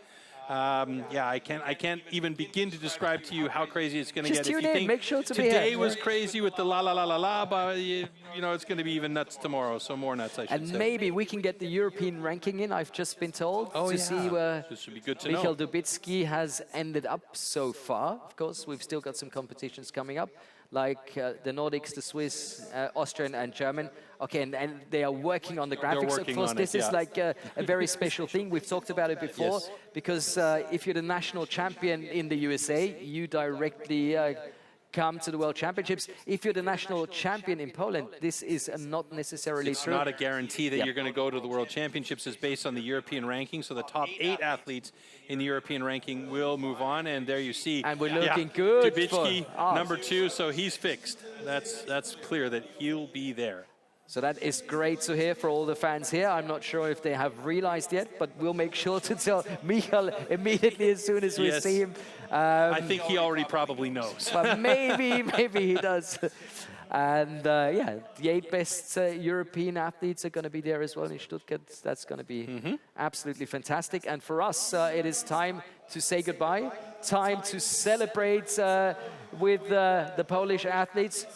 And we have the US Pro Championships coming up in just 15 minutes. So make sure to take a look at that. Yeah, I mean, definitely stay tuned. Stay on the various channels where you're watching the US Pro Men's Championship coming up.